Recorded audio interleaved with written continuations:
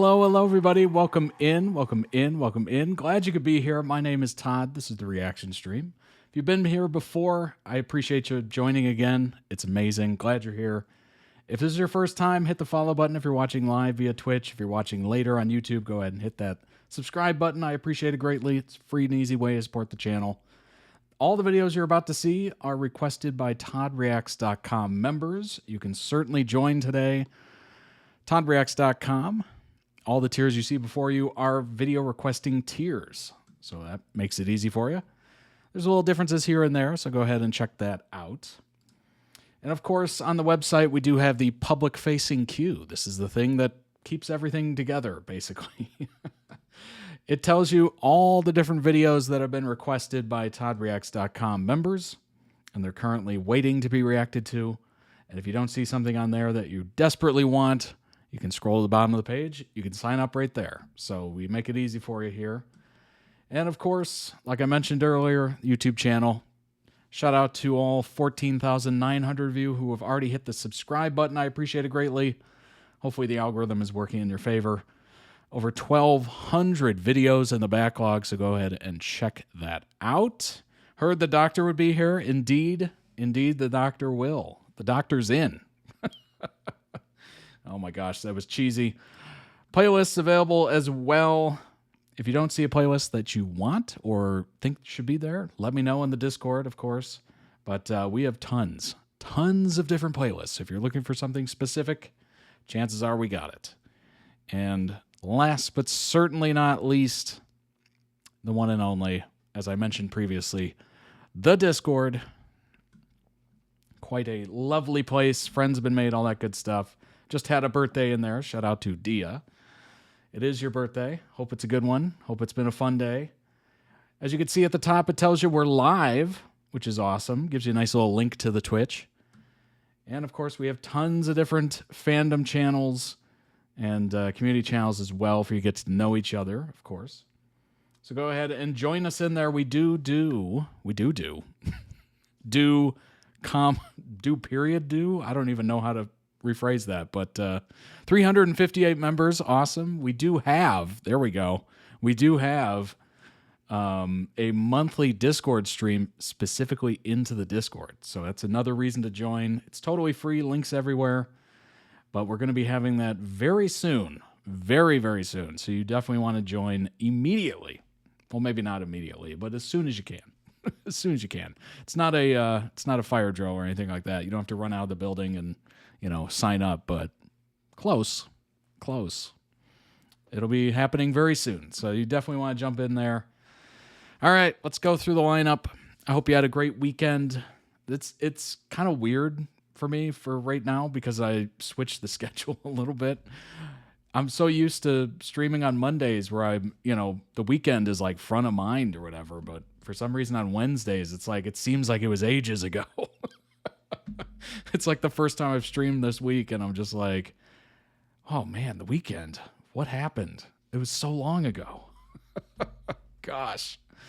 I hope it was a good weekend regardless. If you can remember it. If you can even remember it. Might dedicate this month's request to Rory. We shall see. Oh, that's nice. We have amazing videos for you today. We're going to start off with Percy Jackson, and then after that, as mentioned before, the Doctor is in, Doctor Who, and after that we have Smosh Pit, and then we have back-to-back, yes, you know them, you love them, Dan and Phil. We have the three-legged DDR challenge, followed by the Dan and Phil moments that feel normal. I don't know exactly what to make of that title. Feel normal. Is that non-normal moments that feel normal, kind of, because you just kind of accept them as they are? I'm not exactly sure. So we're going to have to figure that one out. But let's go ahead and start off with Percy and Annabeth from Percy Jackson and the Olympians, of course. I Can't Help Falling in Love. Obviously, that's a classic song. Classic song. Let's see. Which version is it? Can't Help Falling in Love. The dark version. I didn't know that was a thing. Dark version. This is going to be interesting. I pretty sure I've probably heard it. I mean, I feel like I've heard every song in existence through these edits, but I don't know. We'll see. Here we go. Internet's made me so curious about Nico. He wasn't in the Percy Jackson movies. Interesting.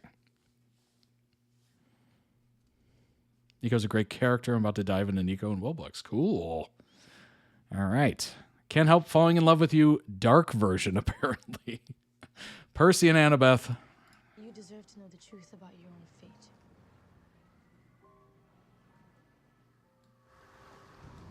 The hero of the prophecy will decide the fate of Olympus. A single choice. I want to believe that if I can just think 6 steps ahead, I can save you. That either saves the age of the gods or destroys it. But it's never gonna be the big impossible choice I have to outthink. It's all of the million little choices I can't see. Paramount thinks I might destroy Olympus. Sure. Where are we? The siren song is a deadly test. What do they sound like? The song is different for each hero. Interesting. The sirens peer into your soul to see your fatal flaw and then use that against you. Or you think? You were right. I wish I didn't. Your fatal flaw is very rare and very dangerous. Percy, wait! You were right. I'm not going to lie. I would love to know what the siren song is for me. I would love to know. Obviously, it would be certain death, but it sounds interesting. You guys should be afraid of me. Curiosity definitely will kill this cat. I saw it. I can see it now. You always put your friends first, don't you? How is that a bad thing? If I had to choose between saving you or saving Olympus, Annabeth, I burn it all down. The trap here, the human choices. Ooh. What do we do now? Pride. My fatal flaw is pride. In an illusion of your own making. Untie me, please. Let me help. Daughter of Athena, I should have known. I can do this. Always vying for mother's attention while pretending that you're not. Now we'll go back to as it should be. It isn't how it should be. Eat or be eaten. Power and glory and nothing else matters. What if I'm more human than them? He's better than that. That's what you were worried about. That's the difference between me and you. I just know how to be a demigod. Human choices. That's me. That's hubris. That's human. It only took me 2 days to see how special you are. I want her to notice you. She should. What did you see when you heard their song? Just you. That's all I am. I haven't spent enough time in the world to change that. I think you saved me. You definitely saved me. Maybe we both had to be here to get past them. Like the one version of faith that doesn't suck.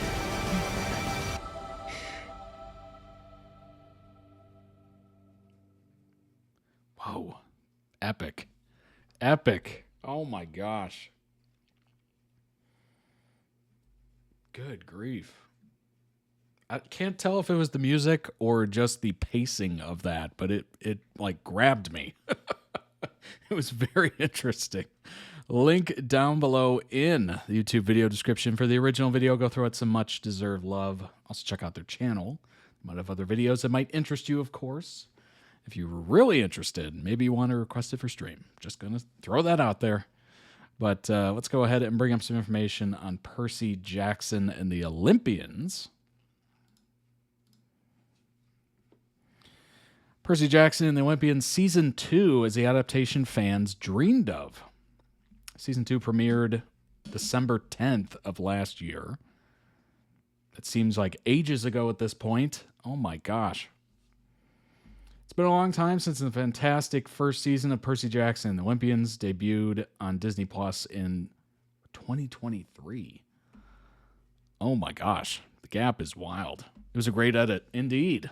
Indeed. I would definitely say so. And what I liked about it, honestly, it was...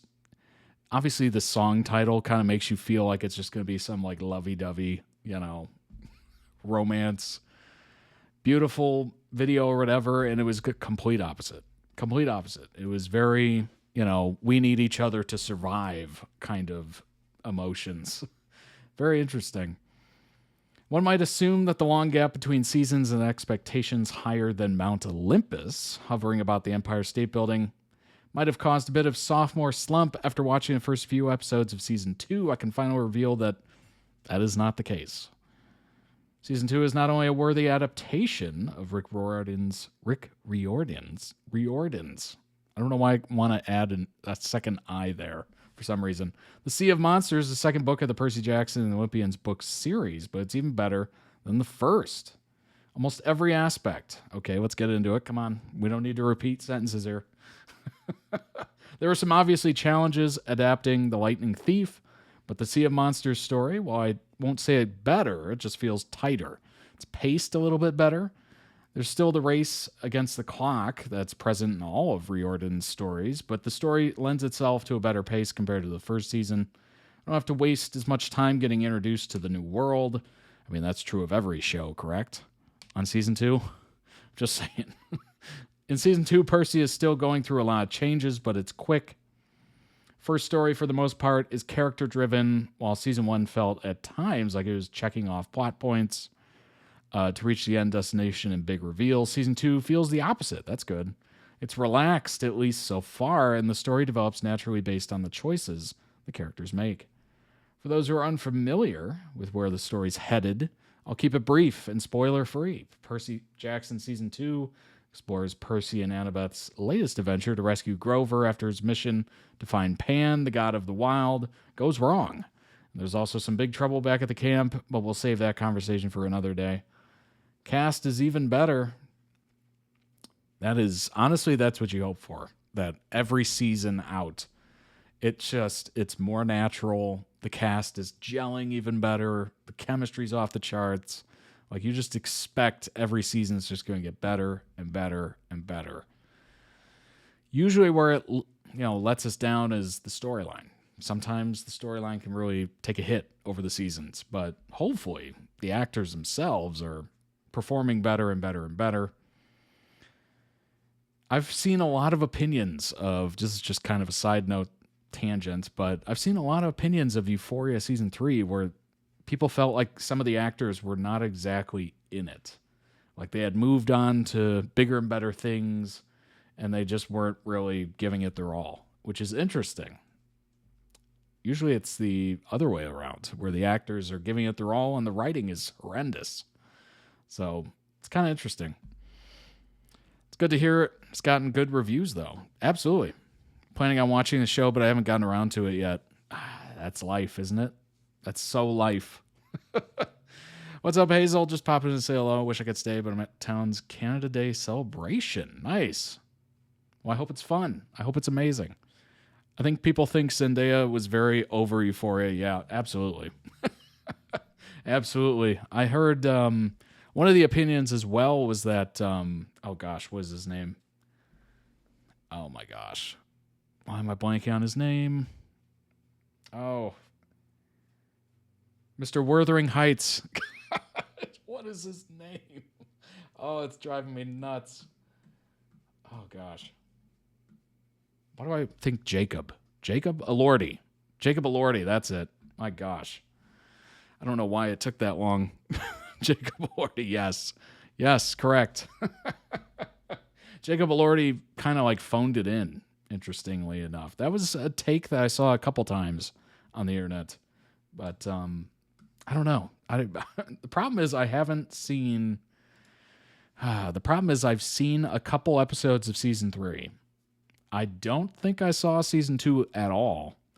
And I saw Season 1 during the pandemic. So it's like not the best viewing experience where I can't compare accurately anything of the show because I barely remember the first season. And the third season, I am completely lost. Completely lost. Not the greatest way to view it, but I'm working through it, I suppose. Reminds me a lot of Daniel Radcliffe, Emma Watson, Rupert Grint, in the Harry Potter series, or more recently, Stranger Things gang. As time went on, the performances of the young cast improved exponentially. Scoble is a perfect Percy Jackson. He might not look exactly as I pictured Percy when I started reading the books almost 2 decades ago, but he's Percy Jackson through and through. He brings the role to life. Samardi is great and hilarious as Grover. Fans will really enjoy the performances and moments we get to spend with Charlie Bushnell, who plays Luke. And even more so, Dior, who plays Clarice. This is a big season for Good John as Clarice. I know fans are going to love it. Last but certainly not least, Leah, who stars as Annabeth, is the star of the season. Jeffries is bringing an emotional weight to the series that we just don't see many young actors actually pull off. Annabeth has always been that important figure in the story, but I don't know if I expected a performance like this, and this early in the series, too. It's incredible. Season grade A. Wow. That's a high mark. Absolute high mark. I didn't watch it and didn't want to be honest. Not my cup of tea at all. I totally get it. I kind of watched the first season of Euphoria and the problem is I'm tainted. I'm absolutely tainted. I've seen too many shows that are Euphoria but better. I mean, I brought it up a million times over, but Skins UK is like one of the most quintessential coming of age shows I think I've ever seen, honestly. It was just addictive. So addictive. Multiple seasons worth of addictive. I've seen probably the first 3 seasons 3 times through. Like, I've seen it a decent amount.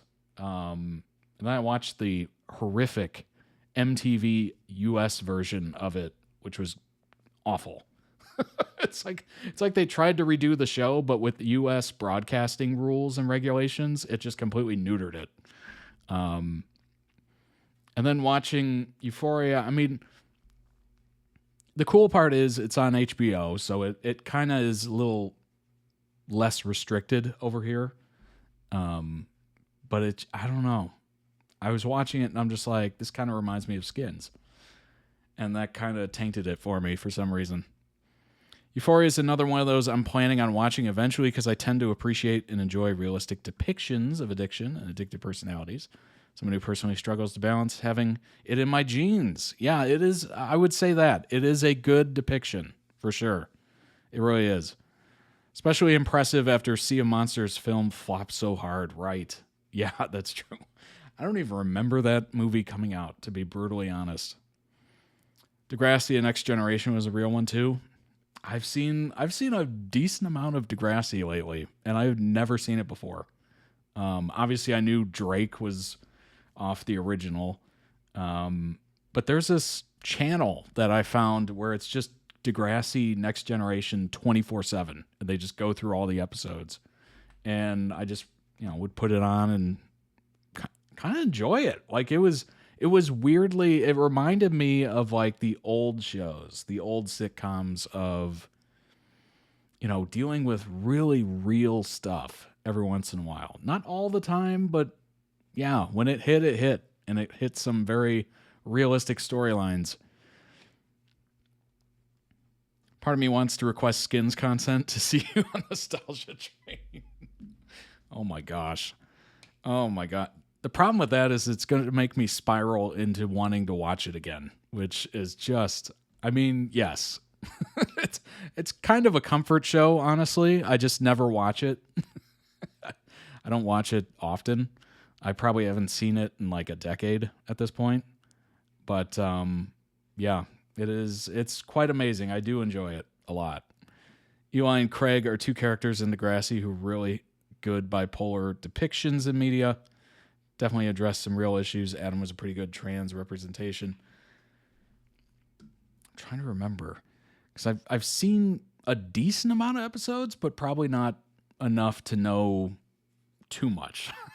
Like I don't know if I've seen seasons worth of it, but I've definitely seen like a handful of episodes, and I thought it was very interesting. I thought it was very good for what I saw. Like it seemed very realistic, and I understood while watching it, just why it has so many different generations or seasons or whatever. It's pretty amazing. Leah on bringing Annabeth to life on Percy Jackson and the Olympians. All episodes now streaming, blah, blah, blah. Quote, in the new season, Percy Jackson returns to Camp Half-Blood 1 year later to find his world turned upside down. His friendship with Annabeth is changing. He learns he has a Cyclops for a brother. That's shocking. Grover has gone missing. That's also shocking. Camp is under siege from the forces of Kronos. That's terrible. Percy's journey to set things right will take him off the map and into a deadly sea of monsters where a secret fate awaits the son of Poseidon. Quote, I think it's her intelligence that I'm most proud of. Let's go ahead and make this bigger. I was like, that is way too small to read. Most proud of, honestly, because a lot of characters, I'm not saying that this is how it is now. Obviously, it's a lot different in these generational years. But I feel like back then, people just in general, actually not even in filming, I feel like they always made black girls like the angry black girl. And the girl that was not smart enough or the really sassy one, she explained, quote, I feel like for me to play Annabeth especially, since she has so much intelligence and she's smart and she has funniness to her, it's also a certain innocence as well. It's not like, oh, Annabeth is known as that mean girl. And she's black, but she's very furious, and she's a bully, quote, it's like a presence that people find comfort in and not something that they're like, oh, Annabeth, she's that girl because she's always mean, and she's a bully. People that aren't even black can look up to her. Jeffries continued to share, quote, I kind of like how I have braids because it's giving both sides. I would love to have my own natural hair in here too, but I like how I have braids because of girls who have straight hair. They can kind of relate, and then for girls who are black, they can also relate because it's braids, you know what I mean? So it's like, I'm still showcasing both sides. It is so difficult, by the way, to read, like, quotes. It is so hard to read quotes. I'm trying not to, like, mess it up, but it is so challenging sometimes. Oh, crap, where did I leave off? So it's like I'm still showcasing both sides. Even though my skin color is not obviously white, it's still showing that I can kind of play both sides. It's like, oh, Annabeth struggles to put her hair up in a ponytail. Both sides can do that because it's straight hair and it's a lot, but it's also black girls struggle to put their hair up in a ponytail because they have curly hair. It's those things that I feel like really help. And playing Annabeth, it's like she's an all-in-one. I'm grateful that I get to play that because I kind of like to be that. I like to explore and do all things. So that's the one thing that I really love playing about her. I caught up with the actress to discuss why she's proud to be recognized for this role, exploring Annabeth's different relationships, filming the siren scenes, which season 3 moment changed her, and much more. So obviously the interview is on YouTube. Percy Jackson season 2 stars on Percabeth. Strange censoring in chat there. Did it censor? We love a character that challenges stereotypes. I'm not surprised, actually. Twitch is kind of strict sometimes. Teens behind Percy Jackson and the Olympians know that they may look a lot older than they did in the first season, but heading in, you know what's funny, because they're so young, as these 2 years go by between seasons, they're going to change so much, and they're going to not even look the same by the time they finish. It's kind of crazy. Heading into that was kind of the reality of, now that I think about it, that was the reality of Harry Potter, and just the difference between the first movie and even the third movie. We were just like, whoa, who are these? Who are these people? Heading into Percy Jackson season 2, which comes out on December 10th, or it came out on December 10th. All the young actors finally felt prepared to carry the full weight of bringing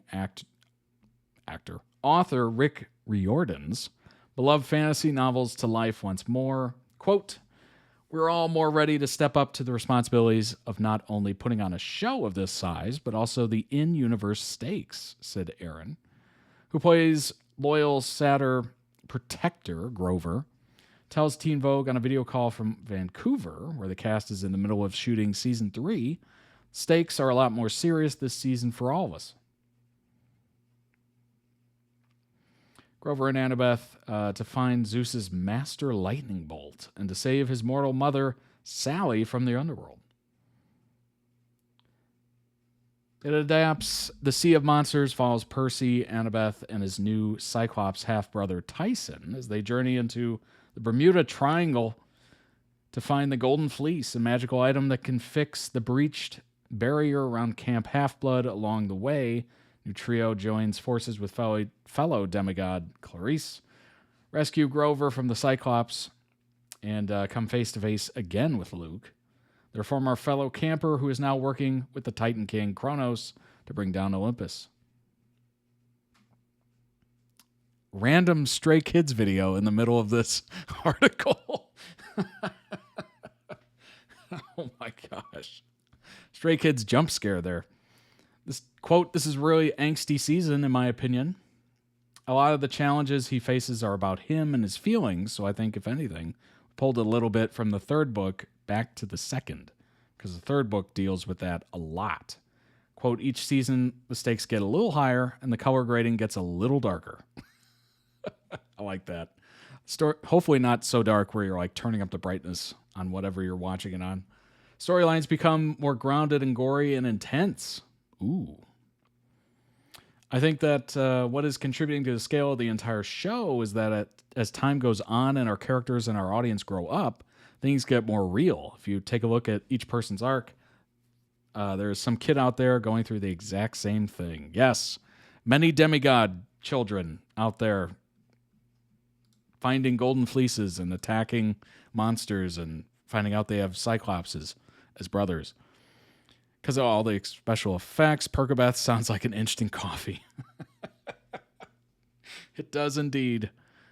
Someone who is white with straight hair, I can't relate, and I'm sure it's a struggle. Stranger Things had the jump too. That's the problem with TV shows nowadays. 10 years ago, we had one season per year. Yes. Oh my gosh. You know what? It's just amazing that it takes longer to film just 8 episodes. Like, what is that? What even is that? Like, is it I don't know, just too much CGI, too much after? Oh, we can just edit that in post. Oh, we can just put in, whatever in post and just add all this editing time to the end of the production. Like, I don't even know what the heck that is. I don't mind waiting if it means it's done right. True. Actually planning on writing a book about a bunch of demigod kids, but planet-based rather than Greek gods. Interesting. Sounds cool.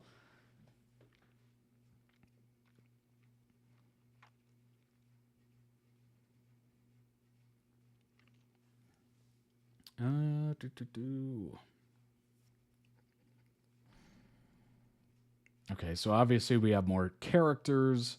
Tyson, Talia. Grover's just out there living life. Tyson's been living with Percy and Sally for a while. It's not something that Percy is exactly ecstatic about, but there is a sense of responsibility that Percy has with him that ties them together. Although he's excited about the idea of visiting Camp Half-Blood with Percy, Tyson's identity as a one-eyed monster immediately leaves him feeling even more isolated than ever before. Tyson decides to set sail with Percy and Annabeth, playing an integral role on their mission. Quote, "We're leaning into this protector mode in a way that feels slightly different from the book, but I hope the audiences feel it more of a three-dimensional building out of Tyson rather than a changing of character." That's a good point. Percabeth. Here we go. Here's what we were looking for. Do have to finish my angsty sci-fi first, though. Everybody loves a good angst. Angst sells. Ever since the official trailer for Percy Jackson Season 2 dropped on social media, some diehard fans have expressed concern that Scobell and Jeffrey's on-screen chemistry would make the writers accelerate the time frame that the characters get together in the show, a suggestion that makes both of them laugh. But the executive producers, including Riordan, have maintained that Percy and Annabeth's slow burn relationship will follow the timeline set out in the novels. Quote, the reason why it's such a slow burn is because they probably don't even know how to flirt. And hear me out, Jeffrey says with a giggle. Annabeth doesn't know how to because she's not even in the mortal world. She probably doesn't even know what that word means. There's no grand plan like I'm going to go on a quest with him because I know in 2 years I'm going to finally like him. No, she's generally like, okay, I'm fighting for this quest. And Percy's like, I'm here to survive. When people talk about Percabeth, I always smile and laugh because it's a natural thing. Yes, I believe they call that trauma bonding. Tyson is a protector in the later Apollo Trials books, so works for his trajectory. Nice. Scobell adds, quote, with Annabeth, she's smart enough to understand her feelings, but she doesn't deal with that kind of stuff. But with Percy, he just really doesn't know. At least that's how I've been playing it. When he first read the book, Scobell actually did not realize that Riordan had been setting up Percy and Annabeth to be endgame. Quote, it was a surprise to me when they got together at the end of the books. It came out of nowhere to me, but apparently it was the entire thing. Is it subtle or is it not super hinted at?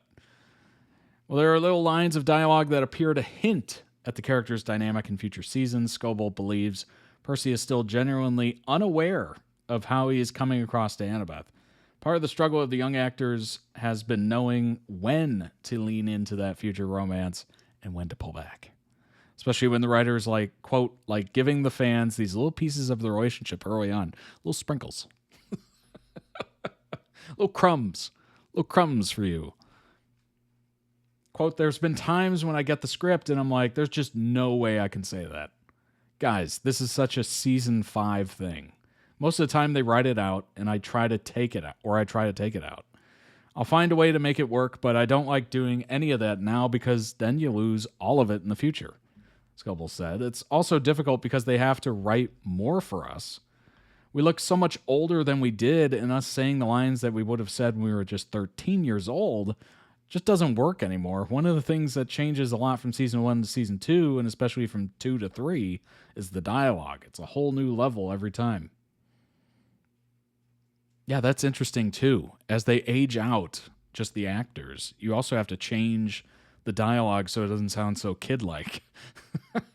If they're looking older and older and older and older, you can't have them, looking, talking like they're 13 years old and they look like they're 20.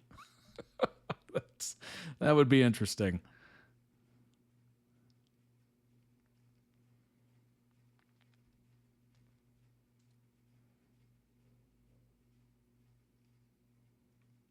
Scobell said, episode 5, it definitely leans more into what Annabeth really wants.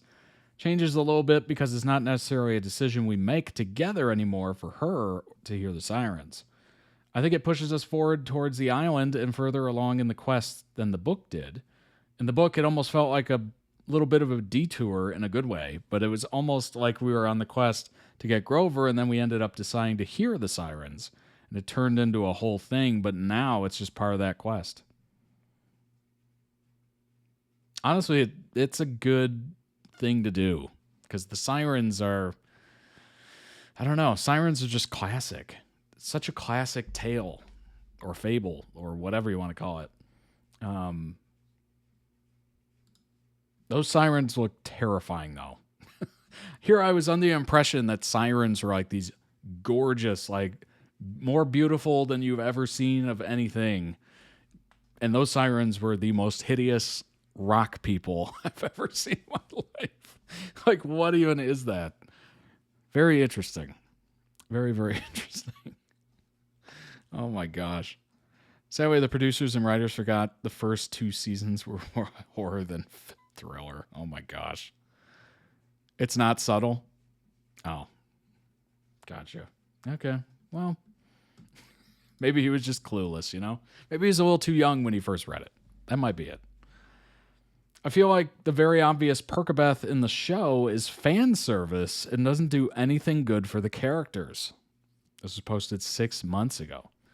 Me personally, the thing I loved about Percy and Annabeth is that it's the only well-written ship the entire books, only well-written ship of the entire books, because it had development and was apparent in book 3 when Annabeth went missing and Percy realized how much he actually loved her, and they didn't have fat obvious crushes on each other like in the show.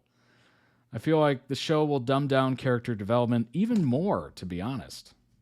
It has 263 upvotes, 67 comments.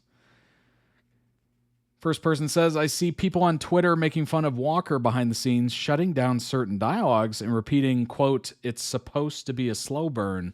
This is too soon, but the kid's entirely right.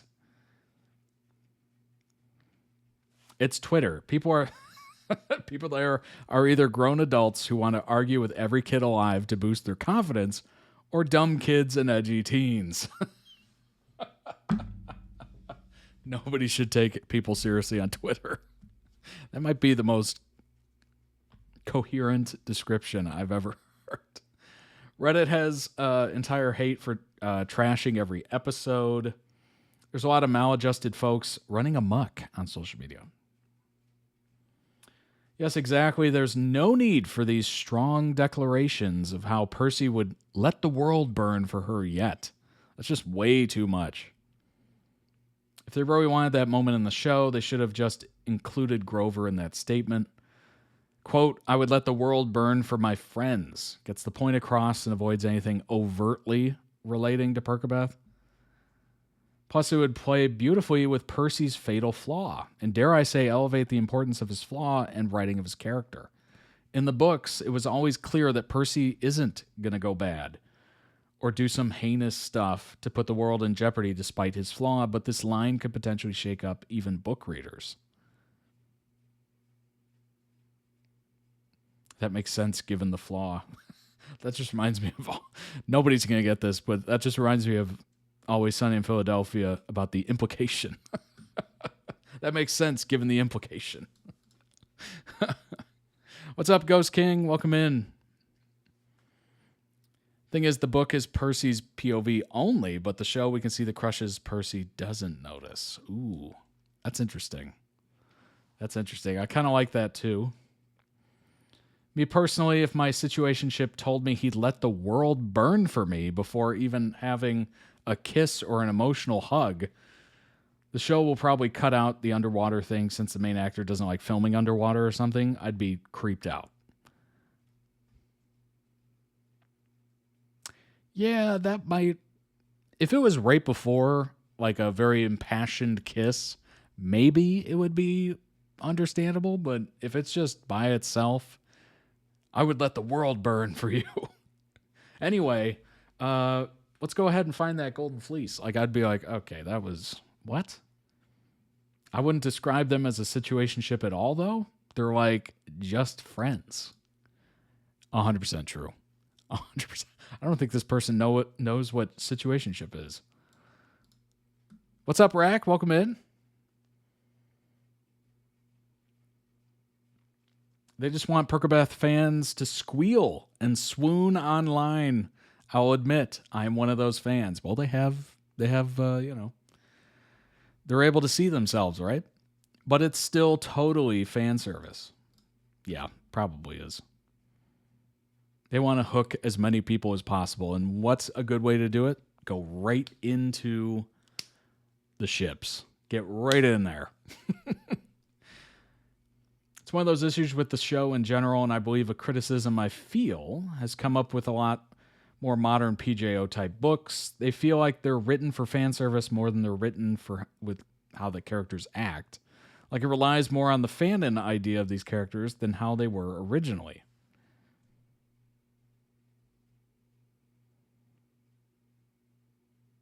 One of the things that makes Percabeth, in all caps, is that they are slow burn friends to lovers. Even the romance part begins in book 4. Yeah, they are kind of jumping the gun if they drop any hints prior to like season, what, 3? 4?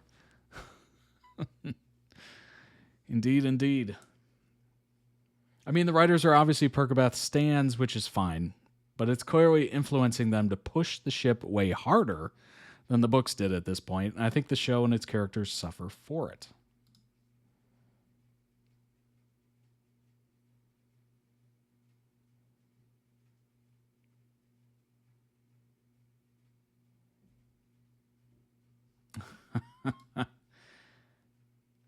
Apparently the actors don't want to act underwater. I understand that. If you're not comfortable underwater, underwater can be very intimidating. Extremely intimidating. Especially with how they do it with like those massive pools. And, they're like bringing in dive units and they're giving you oxygen or whatever whenever you need it. Like that is a whole thing.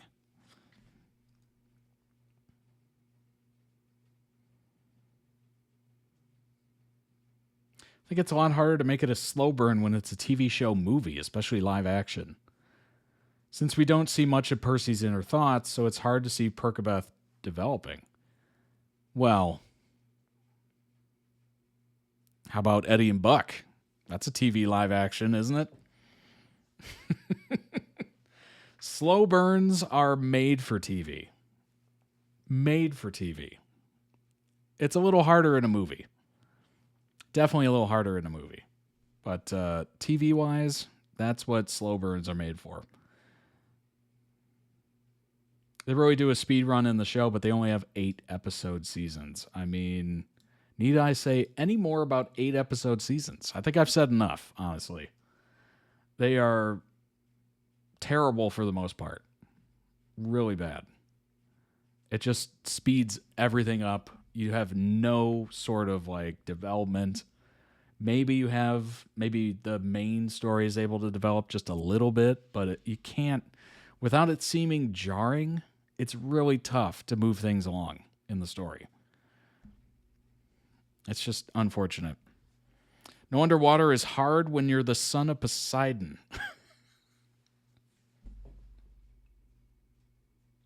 Oh my God, I didn't even put that together. Yeah, that's brutal. You're the son of Poseidon. Oh, man.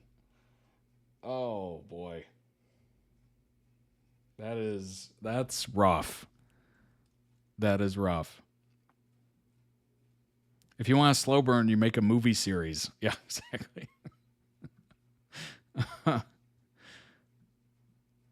Man.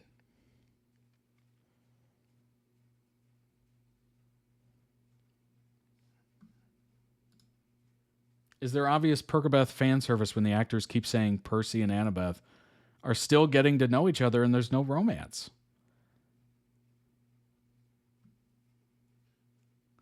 So if I had to choose between saving you or Olympus, I'd let it all burn.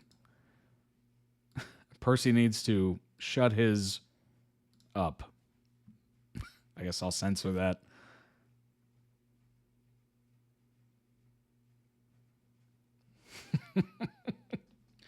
Oh my gosh. All right, let's move on to Doctor Who. Oh boy. 8-episode seasons. I absolutely detest it.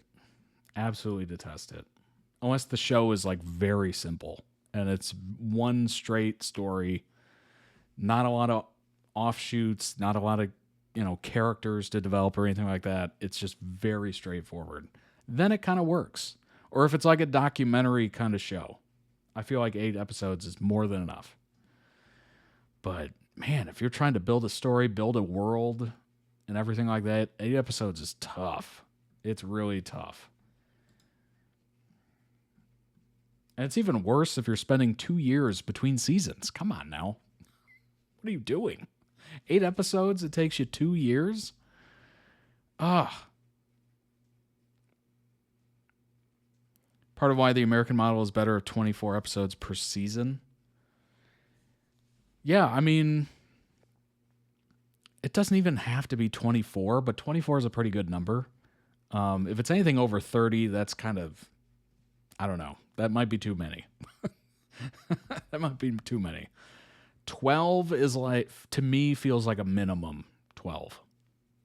8 feels like incomplete. Yeah, 24 might be pretty good. 22, 24. I think even 21 would be fine, because even then you get a couple filler episodes. I miss filler style eps. They were good for character stuff. Good for characters, yep. And they would also move, little elements of the story. Like they would go through the characters, their relationships, their connection to the main characters, and also just, little glimpses of the main story moving along. Simpsons does too many, yeah. I mean, at that point, you're just a daily show.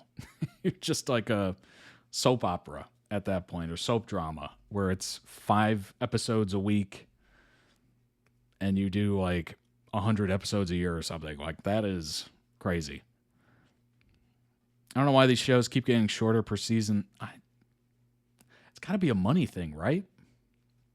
Like, maybe you're having to pay the actors more, or you're having to pay the special effects people more, and that's why you can't afford as many episodes. I'm not exactly sure. Well, I guess everything's getting more expensive. So even like location scouting, filming on location, flying people to different areas of the world, like that can get very pricey very quickly. People call episodes with world and character building fillers. The opinion ruins media. Yes, it does. It does. I mean, for lack of a better word, we call it fillers. But yes, I do believe they're very important.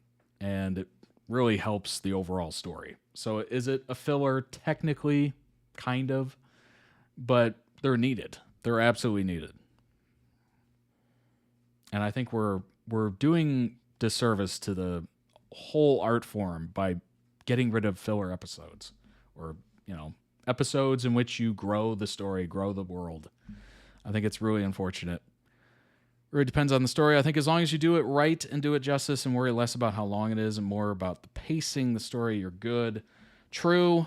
If you can do a really amazing story in 8 episodes, that's impressive. I'm impressed. I don't think I've really seen many that have nailed it in 8 episodes. Because it always leaves me wanting more, which, sucks. Trying to come up with a better way to say that. I couldn't. It stinks. If it leaves me wanting more, I'm disappointed, which is unfortunate. Short seasons can work, but not every show will work with it. True. I mean, when you think about a big show, massive characters, massive world, tons of different supporting characters, huge characters with huge lore, 8 episodes seems pretty tiny. But if it's, a short little show that you can, it's mostly about personal relationships and stuff like that, yeah, you could probably squeeze 8 episodes out of it, I think. And you wouldn't feel wanting, really. Heated Rivalry did an amazing job of that. True. That's what I've seen, what I've heard. Maybe for the fact that, yeah, I guess if it's just more about personal relationships, you could probably do a very good job in 8 episodes. Especially if you're only focusing on like 2 couples or 2 groups of people, or maybe just the main couple or main people. They don't have to be a couple. I think you could do that and do it well. But if you're trying to build this massive story and massive world like that, is, to me, it seems not well planned, not well thought out. I don't know. I feel like I'm missing something there. You can see the difference in Lucifer from the long seasons to 8 episodes. I was so glad I continued, but missed the old style. Yes. Oh my gosh. That is so true. That is so true. Oh, I totally forgot about that. When Netflix saved it, they shortened it completely. Yeah, I definitely missed the earlier shows, but obviously I was happy, just like you, that it was saved. That was great. We actually got an ending out of that show. I would even argue the ending was almost Game of Thrones like, where it felt super rushed. Like Netflix is like, okay, we got you guys. We'll make the ending. We'll finish this thing up. And then they're also just like, all right, get this done as quickly as possible. Filler episodes is a category I would say. There are good ones and bad ones, just as with any category. Absolutely. Yeah, there are some that are just like, what even is this? Definitely depends on how much world building the showmaker wants to do. True.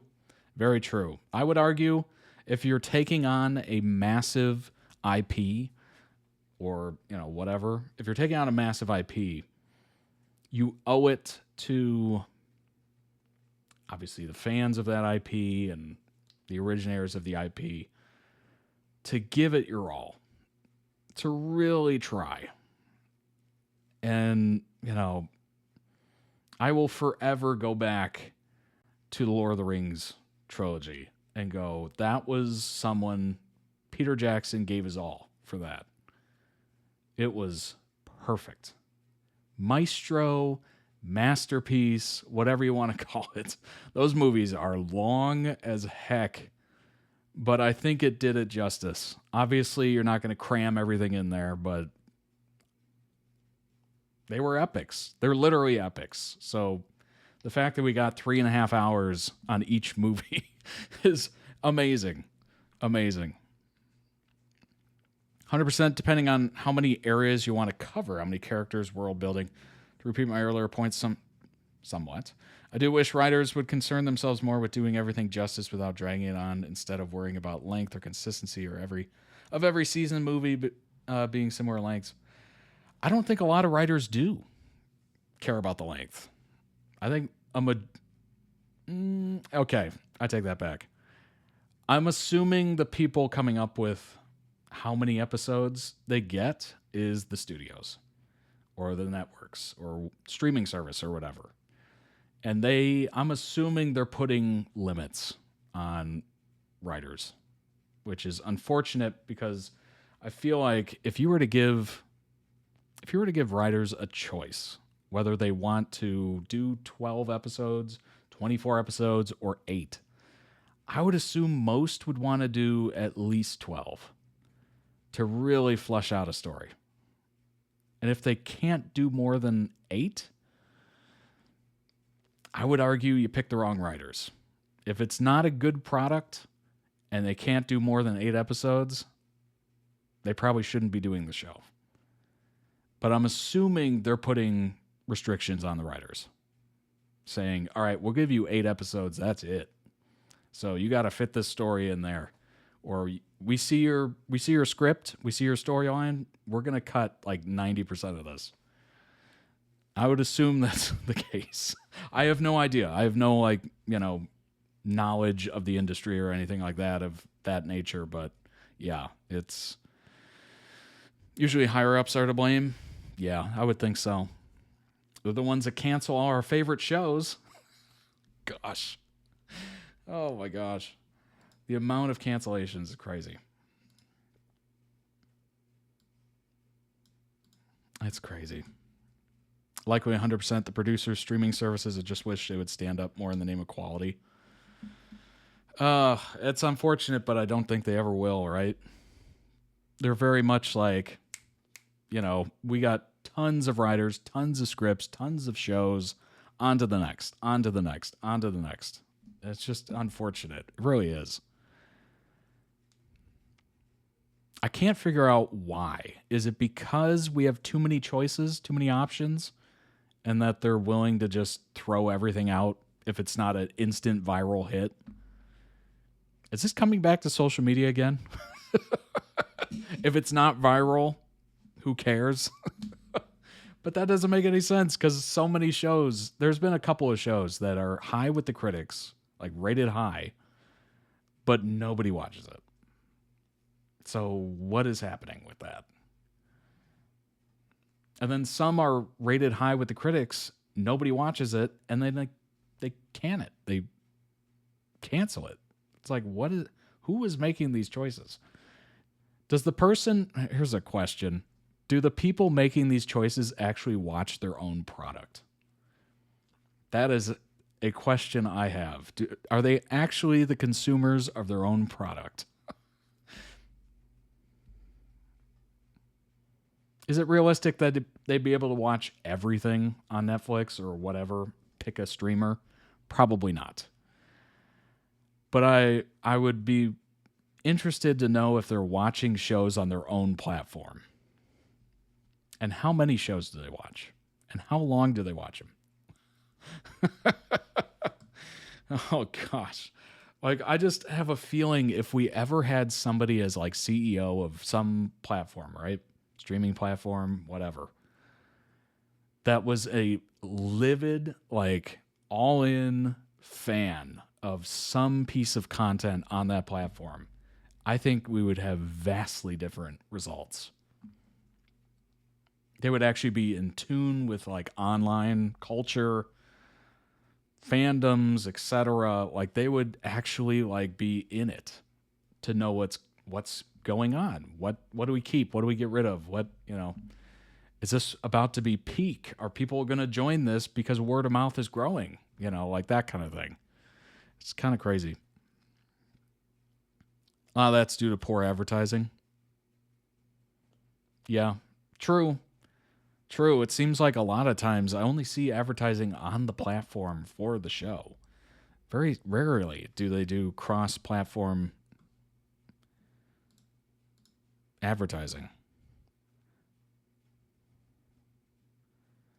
Chimney from 911 says they film 3 hours worth per episode and then it's cut down to the episode. That's pretty amazing. Oh, you want to develop your character and, oh my gosh, change them to be potentially less popular for fans? Delete it. Indeed, which it's also partly why I want to get back into reading, because writers tend to have more control over it. True.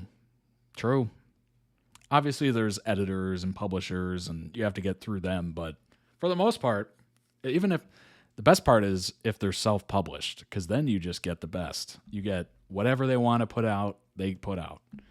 But obviously, if you have editors and publishers and stuff like that, they can kind of get in the way, but hopefully not. Guy who canceled the Buffy reboot boasted that he never watched it and wasn't a Buffy fan.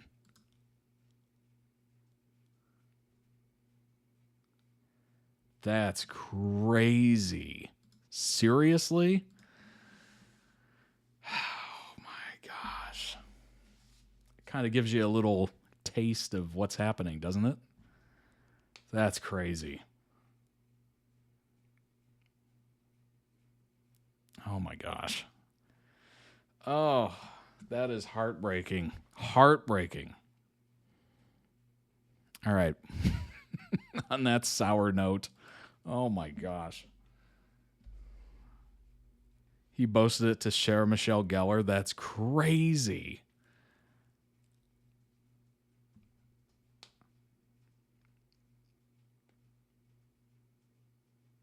I mean, yeah. They're not hiring CEOs and leaders and directors based on their passion for the company.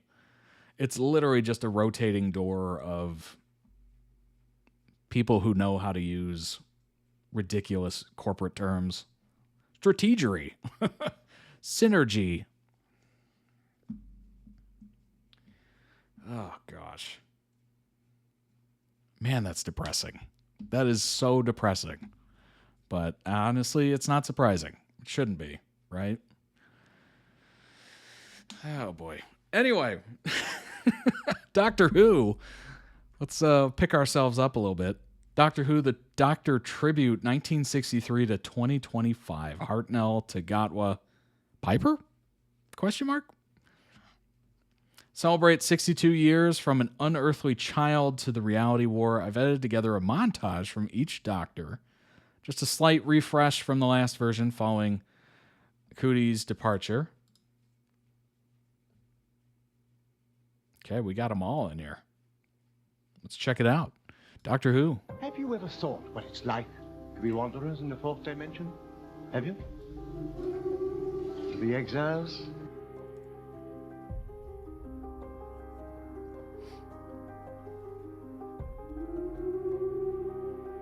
Who are you? I'm the Doctor. I'm a Lord of Time, from the lost and fallen planet of Gallifrey. Sorting out fair play throughout the universe. This is the gateway to everything that ever was, or ever can be.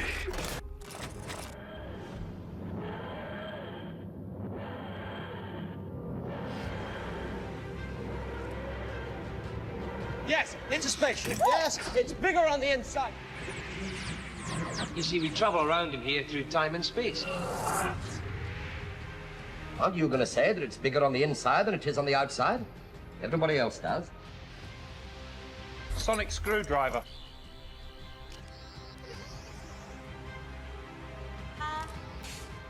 I can't guarantee that you're going to be safe. Because when I pull that lever, I'm never quite sure what's going to happen. The Doctor is a legend woven throughout history. When disaster comes, he's there.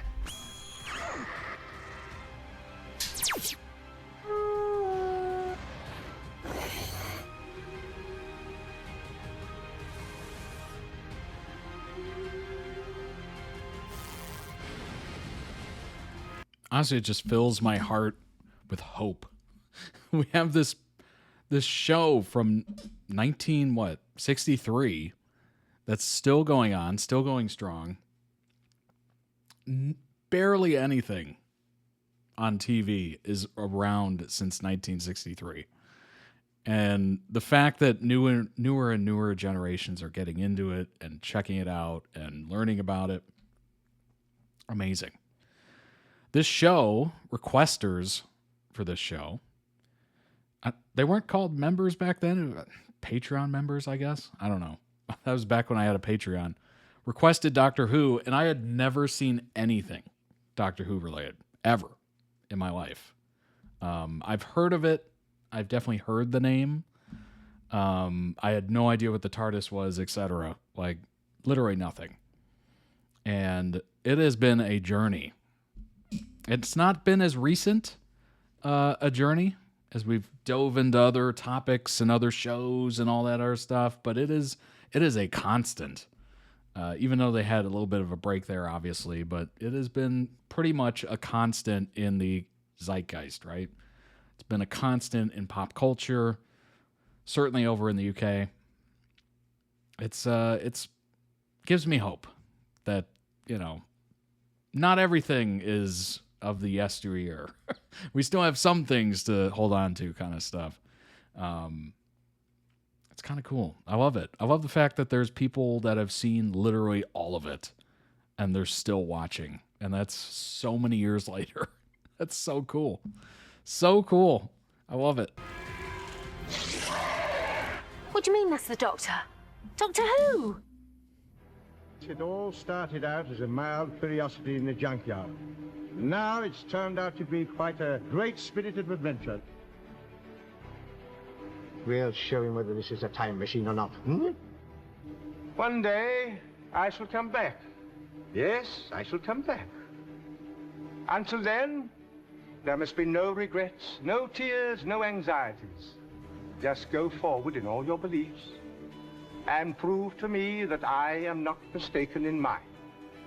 From being all over.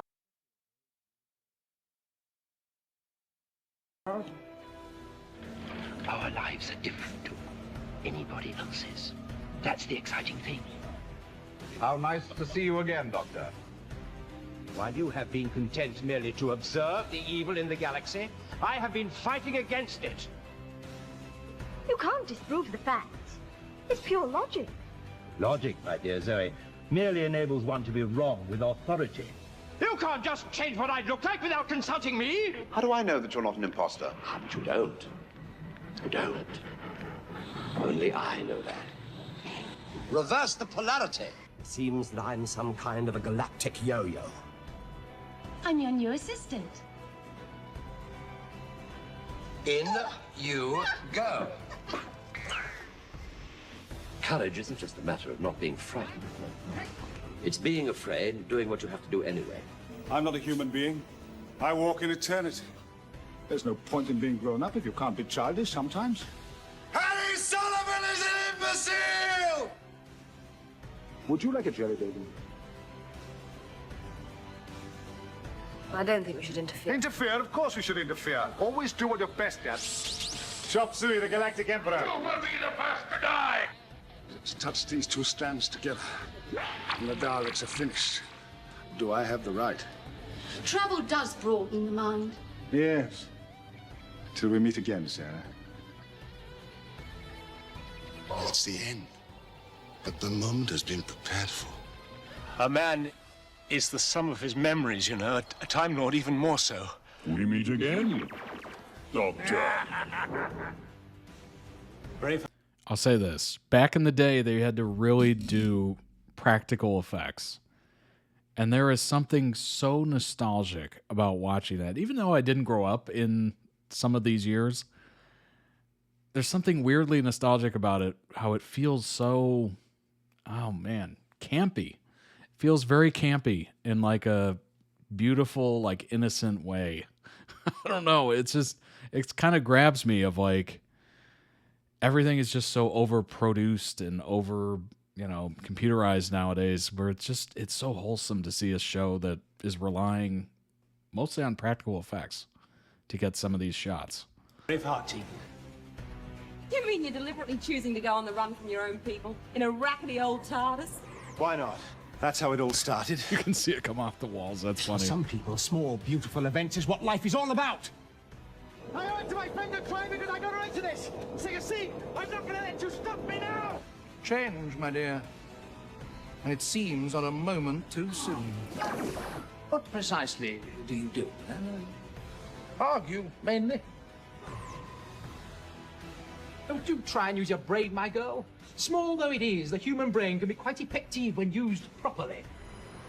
All my travellings throughout the universe, I have battled against evil. Against power-mad conspirators. Our future is in safe hands.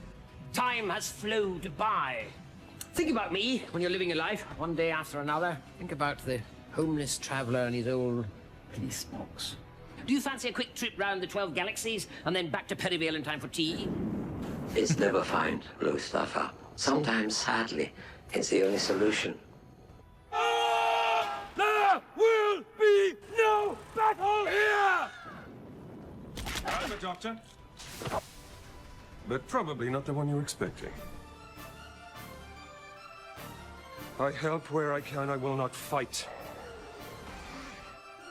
I am a Time Lord. What does time mean to me? It's not fixed. Care is Lucy, terms in Molly. Friends, companions I've known, I salute you. Doctor no more. Great men are forged in fire. It is the privilege of lesser men to light the flame. Rob, I've come to help. I'm the Doctor. Is it always this dangerous? Yeah. Just to finish off, I'm gonna wipe every last stinking Dalek out of the sky! Go to your room! I'm really glad that worked. Those would have been terrible last words. I think you need a doctor. Before I go, I just want to tell you were fantastic. And we're starting to get into those years of like the early computer graphics. Whoo-wee. Those have not aged beautifully. You're just making this up as you go along. Yep. But I do it brilliant. Regenerate!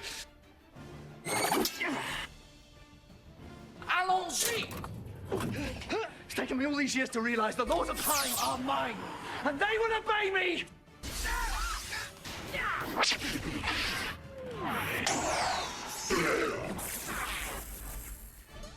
I don't want to go. I am definitely a madman with a box. Just remember who's standing in your way. Remember, every black day I ever stopped you. And Dr. Riversall, what trouble have you got for me this time? Don't mess with me, sweetheart. All of time and space, everything that ever happened or ever will. Where do you want to start? You are the Doctor. And I always will be.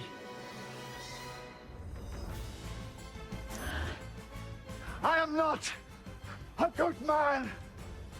I am the Doctor. The man that stops the monsters. I do what I do because it's right. Because it's decent. And above all, it's kind. Well done, the Genius Twins. Stand with me. It's all I've ever wanted. Doctor, I let you go. I'm just a traveller. Sometimes I see things need fixing. Do what I can. I can't help feeling that some of this is my fault.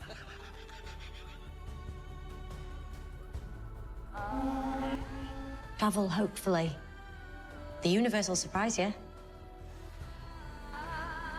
Come to Daddy. I mean, Mummy. Nobody else got to be us. Nobody else got to live our days. I broke the glass. It's all come back to me. I'm the Doctor, mate. Still work to do out there. Lives at stake. Armies being born. People need the Doctor. Because you know the thing about bullies? There's always a weak spot. See you around. Tag. You're it. Now nothing is wrong. Why did this face come back? To say goodbye. We stand here now, on the edge of creation, a creation which I devastated. So yes, I keep running, of course I do. Funny thing is, I fought all those battles for all those years. And now I know what for. How long's he? Good luck. Time has tides and hollows and secrets. Into the vortex. I am a higher dimension life form. I am a complex space-time event. I'm a lot more explosive than I look, and honey, I know how I look.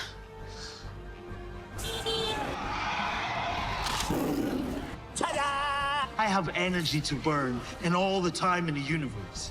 This has been an absolute joy.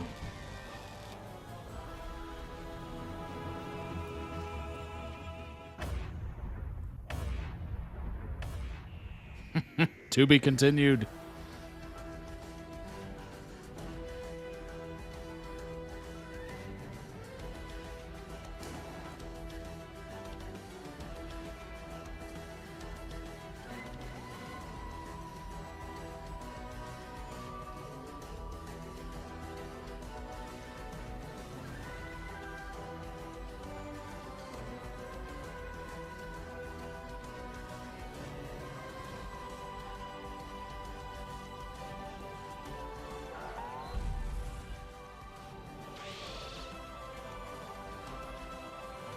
Wow.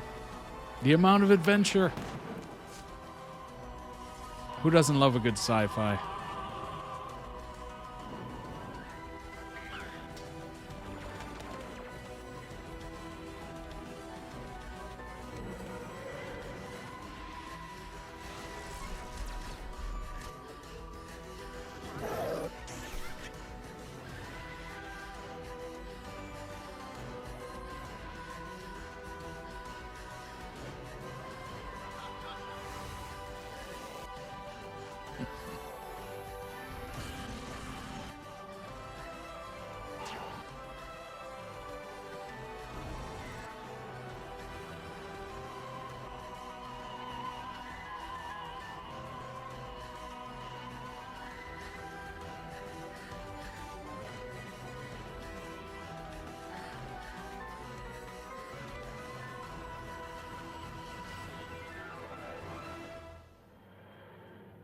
Truly an absurd amount of adventure and fun and interesting storylines. Oh my gosh. Link down below that was a great video. In the video description for the original video, go throw it some much, much, much deserved love. Doctor Who has always been driven by passion, even when it had basically no budget, it still survived. Even if we have a weird time of not knowing what's going to be next, it will survive. It will indeed. It will indeed. It kind of feels like James Bond, where it's just like Amazon has its hands on it. No idea what that's going to do. I mean, we already had a game show made of it. So it's like, oh, don't know what's going to happen. But you're also just like, I'm hoping for the best. Oh, gosh. Oh, man.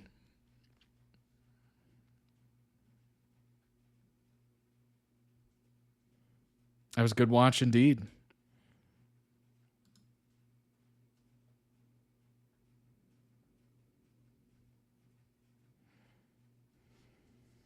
Oh my gosh. All right, let's pull up some information.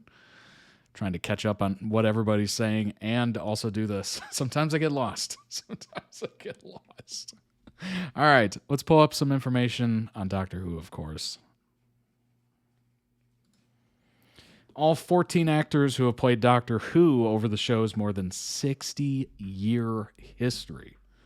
Step into the TARDIS, revisit all the actors who played the Time Lord since Doctor Who premiered in 63. Woo-wee. That is a long time ago. Beloved British sci-fi series follows a character named the Doctor. Time Lord who travels throughout the universe in the time-traveling spaceship called the TARDIS. To date, there have been 15 mainline Doctors, with 14 different actors portraying the character throughout the years. Grab your sonic screwdriver, step into the TARDIS for a trip through space and time.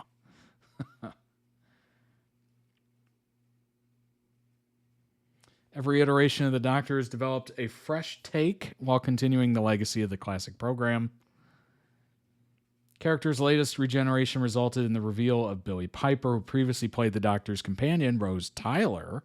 However, it's unclear if she will play the 16th Doctor or if there are any other surprises surrounding her return.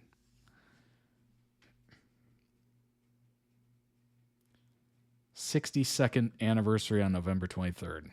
I'm assuming this was last year, correct? Yes, it was. So this November will be 63.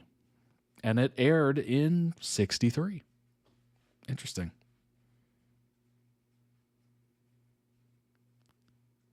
This article doesn't include the War Doctor or Fugitive Doctor. Interesting. It's okay, dude. Take your time and do it right, just like the writer should. Oh my gosh. Whovians don't know who will play the extraterrestrial scientist of the beloved Gallifrey. Could be a familiar face. Doctor Who commemorates 62nd anniversary last year. Take a trip down memory lane. Can I run through this briefly? I don't know how long these are. Not too long. Oh my gosh, I just saw this. Danny Glover revealed that he has Alzheimer's disease. Terrible. Tragic. William Hartnell is the first Doctor. Starting as the first Doctor was Hartnell.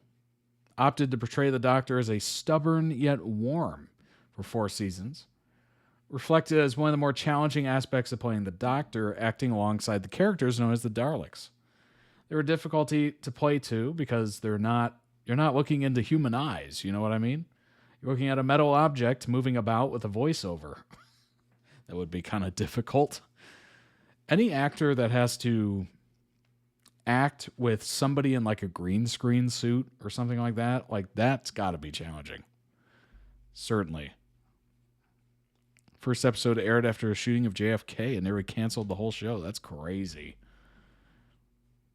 That is crazy. Hartnell died in 1975 at the age of 67. Patrick Troughton as the second Doctor. Well, it may be difficult to get fans on board with a new actor, stepping into a beloved role Writers of the hit BBC show modeled the Second Doctor into someone who can regenerate as Hartnell's health began to fail. First regeneration came in the form of Patrick, who took over for Hartnell in 66, unlike his predecessor, who played the Doctor as somewhat straight-laced. Troughton brought some flair to the Time Lord, with a scruffier appearance, more eccentric disposition. Played the role for 3 seasons.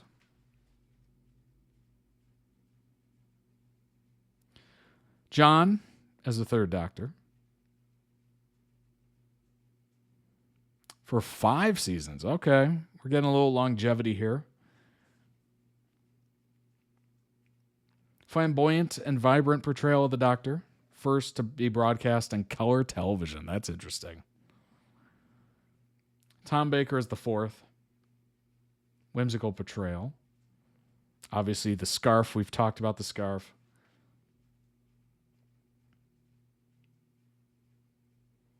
Knowing anything is a bit dangerous when you play Doctor Who. It's better to know nothing and to be good-natured. Trick is to respond generously to other actors, which halves your task because you don't have to be driving it all the time. Oh my gosh. 7 seasons. Wow. Peter Davison is the 5th. Occupied it for 3 seasons. Okay. A lot more benevolent and was never scared to offer a helping hand, even in life-threatening moments.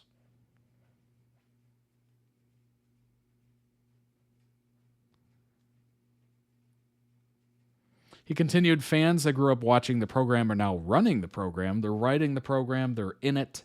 As long as the program maintains those high standards and aspires actors and writers and directors to want to be in it, I don't see any reason why it can't carry on. That's a great quote and true. As long as, people are enjoying it and want to work on it, and certainly do as they get a little older, it should be fine. The problem is when people get in who didn't grow up on it, didn't watch it, as we learned with that Buffy reboot. It's the people that have no attachment to it at all that will ruin it. So hopefully somebody there is safeguarding it. Obviously, whoever did that to Buffy the Vampire Slayer reboot, what are they doing? Why would you put somebody in charge that didn't watch the show, didn't enjoy it, whatever? Like, that's crazy to me. I do hope that Doctor Who will go on forever like The Simpsons. Yeah. It's been a while since I've watched The Simpsons, honestly. But it's kind of a comfort show where it's just like, as long as it's on, things are going okay. Things will be okay. An actor that's been in Doctor Who and Buffy as Giles passed away. Oh, that's right. He's a great actor indeed. Absolutely loved him. I don't know if they ruin it, though. They really need to bring back the Goyd writing. Yeah. Yeah, it's unfortunate. We all paid tribute to him in the Discord. Indeed. Indeed we did. Colin Baker is the 6th Doctor. Unfortunately, not as upbeat as his bright ensemble suggested. Arrogant, moody, and melodramatic, which is interesting because you look at his wardrobe and you're like, wow, he's got a little cat here. Look at all these colors and patterns. That's going to be a very upbeat, charming 3 seasons. The reason Doctor Who endures, it's about an eternal theme, which is the angel who comes down from heaven and saves you, or the cowboy who rides into town. What's his name? We don't know. And he rides out again, having solved all your problems, and that's who the Doctor is.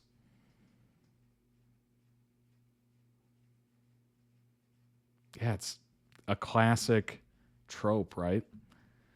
Being saved by some stranger who just disappears and just goes around doing these wonderful things and disappears.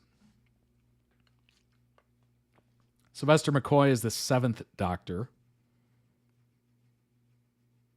Looking like the Riddler. Very much looking like the Riddler. When AFK for a moment, had to phone my baby bro. I didn't come play board games. Nice. Oh, he was in Merlin too. Nice. A villain in Ted Lasso. Cool. 3 seasons as a 7th. Canvas was enormous, and you could do all sorts of things, and so that was a blessing. Paul McGann is the 8th.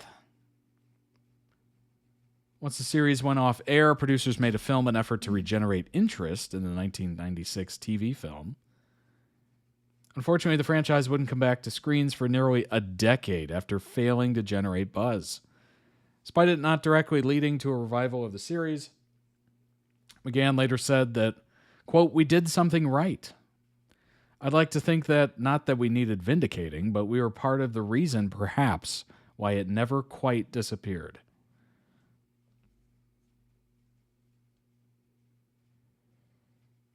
Christopher, of course, is the 9th. I feel like we don't have to go through New Who because we've done it before. We've definitely done it. It's probably the ones we've talked about the most, honestly. Doctor Who, 10 Things You Didn't Know About John. I'm assuming it's pronounced Pertwee. Is that even remotely accurate? One of the most famous actors to play the Doctor was the late John Pertwee, who portrayed the iconic Time Lord's 3rd incarnation for 5 seasons. Beloved by fans, achieving some of its highest ratings. Wow. Series made the transition from black and white to color. Passed away in 96 at the age of 76. Since his death, fans have discovered many interesting facts about the actor's life. He was a circus performer. Whoa. Interesting. Developed a strong reputation as a thrill seeker from an early age, and one of his most dangerous exploits came at the age of 16. During his mid-teenage years, he entertained many audiences as he made the brave decision to join the circus as a Wall of Death rider. This risky stunt involved him riding a motorbike across the wall whilst a toothless lion sat beside him in the sidecar. Pertwee's life within the circus lasted for 2 years before he left at 18 to work as an actor for the BBC. That's so interesting. Toothless lion. Ooh, that does not sound humane, is what I'll say. That does not sound humane. I actually enjoyed the movie. Interesting how it didn't land at all in the 90s. I don't know what was going on in the 90s. I mean, other than the fact that I was barely cognizant. What was going on in the 90s? I don't know. I think people were enjoying the last good economic future we had.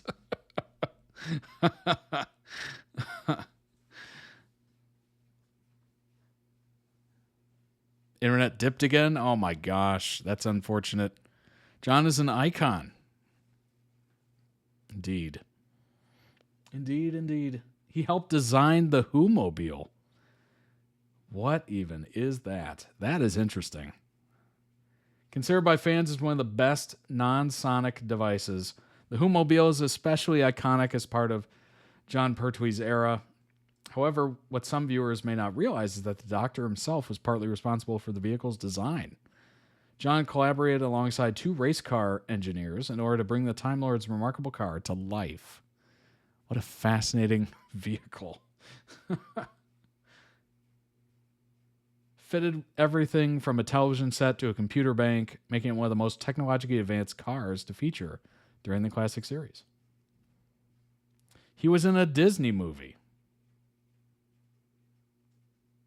Least known roles came in a Disney movie, One of Our Dinosaurs is Missing, based on the book The Great Dinosaur Robbery. Can't say I've heard of it. He was nearly cast in Dad's Army. Famous for his comedic timing, John had featured in many comedy television programs and movies. Also came tantalizingly close to being cast in one of UK's most beloved sitcoms, Dad's Army. Show follows Captain Mainwaring's useless platoon of soldiers as they attempt to defend the country during World War II and is regarded by many as a must-watch British comedy. Honestly, that sounds hilarious. That sounds very funny. John's son, Sean, played Alfred in Gotham and the Alfred spinoff. Interesting. They look shockingly alike. He was a talented water skier. Both on and off screen, possessed an adventurous spirit. In 1964, he demonstrated his skills as part of a televised water ski circus. Amusingly gliding across the sea with his water skis disguised as a tin bath.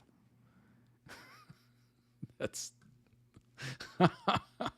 What even is that? That's so funny. He was in Young Indiana Jones. Starring role in Doctor Who, saw him appear in one of the biggest media franchises, but the actor also made a small appearance in another iconic series. Young Indiana Jones' role became one of his more obscure outings. He was a spy.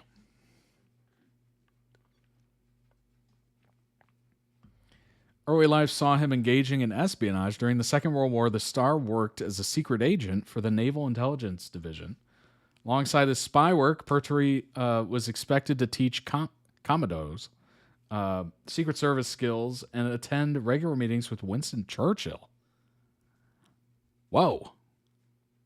Living an interesting life, a man of mystery. Sean would have made a great James Bond. John inspired James Bond. Wow. Interesting. Oh, surprising. I just had to scroll down a little bit. Ian Fleming, who would later write the James Bond novels as well as the Chitty Chitty Bang Bang book, developed a close bond with John, recommending the spy agent for an undercover role in Tahiti, with Pertwee having utilized many James Bond-style gadgets, including smoking pipes that fired bullets, secret maps, and handkerchiefs. The actor may have proved a major inspiration behind Fleming's later work. Whoa.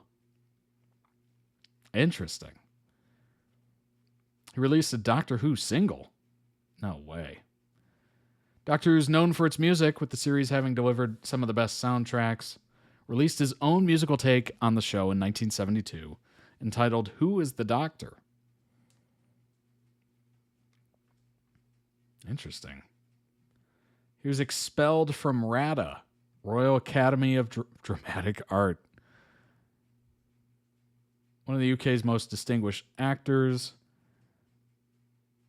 Unruly student during his time at school. Actor's expulsion came after he was caught scrawling rude messages in the men's toilets. Interesting. Quick to label him talentless, the principal. Following the incident, and despite this setback, John was encouraged by actor Charles Loughton to continue pursuing his acting dreams. Result was one of Britain's most famous actors. He was cremated with Worzel Gummidge. I'm sorry, what? Most famous role was Worzel Gummidge, outside of Doctor Who. Popular children's series saw the actor portray the titular Scarecrow. Comes to life as he's visited by two orphan children. Effigy of the famous Scarecrow was created for John's burial after he died of a heart attack in 1996. This was then attached to the front of the coffin before it was lowered into the ground. Left the world with one of his most popular creations as he found peace with Worzel by his side. Interesting.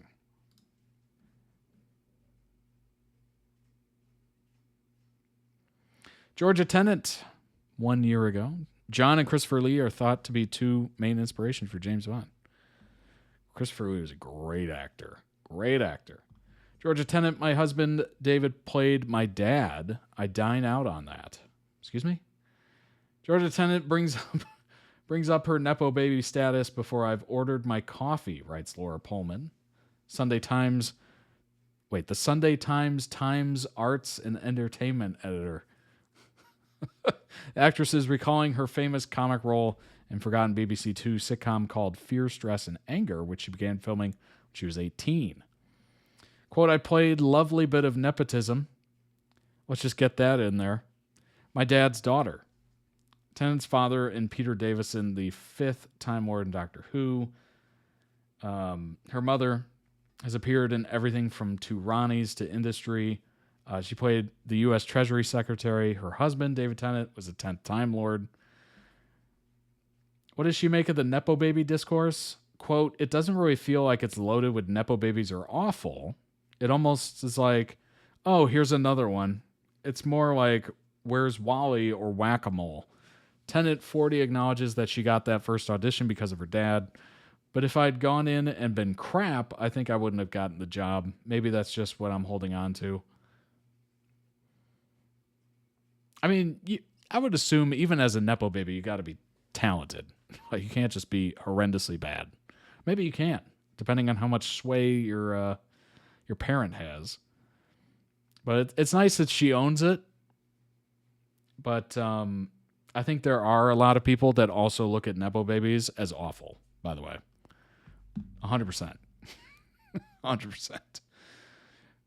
Less of on them and more just a structural plague, kind of.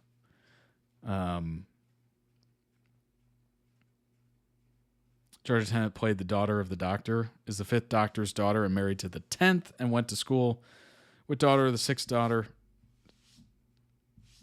Great one for 6 Degrees of Separation, Whovian style. Yeah, I would say so. That was quite the web. Quite the web. Kind of proud of myself and working hard on quitting smoking. That's good. That's good. I started going to the gym regularly. That is tough. So if you're able to keep that up, that's amazing. It truly is. Didn't get into nursing school education this fall, so I have to reapply for spring. That's tough as well. It's all right. You'll get it. Bettering myself and life is going in the correct direction. That's good. That is tough. One of the hardest things in life is self-correction or improvement. Like, it really is. Like, it's so much easier. I don't know if anybody else relates to this, but it's so much easier to give other people advice than to take your own advice. That is something that certainly I've struggled with, and I think a lot of us probably have, where it's so much easier to give self-help or, life-changing, life-impacting advice than it is to actually do that yourself. It's so tough. It's so hard. I get it. Oh, man. Mental health still makes it a roller coaster with ups and downs, but overall it's improving. That's good. That's good indeed. And the ups and downs will be there. That is unfortunate reality, of course, but toughest thing is just creating the pattern, I guess. The desire has got to match the will. Like, you got to have both, right? You could want to do something, but if you don't have the will to do it, you'll never do it. Or, you have the will to do something, but you never want to do it, so you don't do it. Like, it's tough. It really is. It really, really is. Tennant grew up spending her weekends at Doctor Who fan conventions with her father. Went to primary school with the daughter of Colin Baker. Played the 6th Time Lord. That's crazy.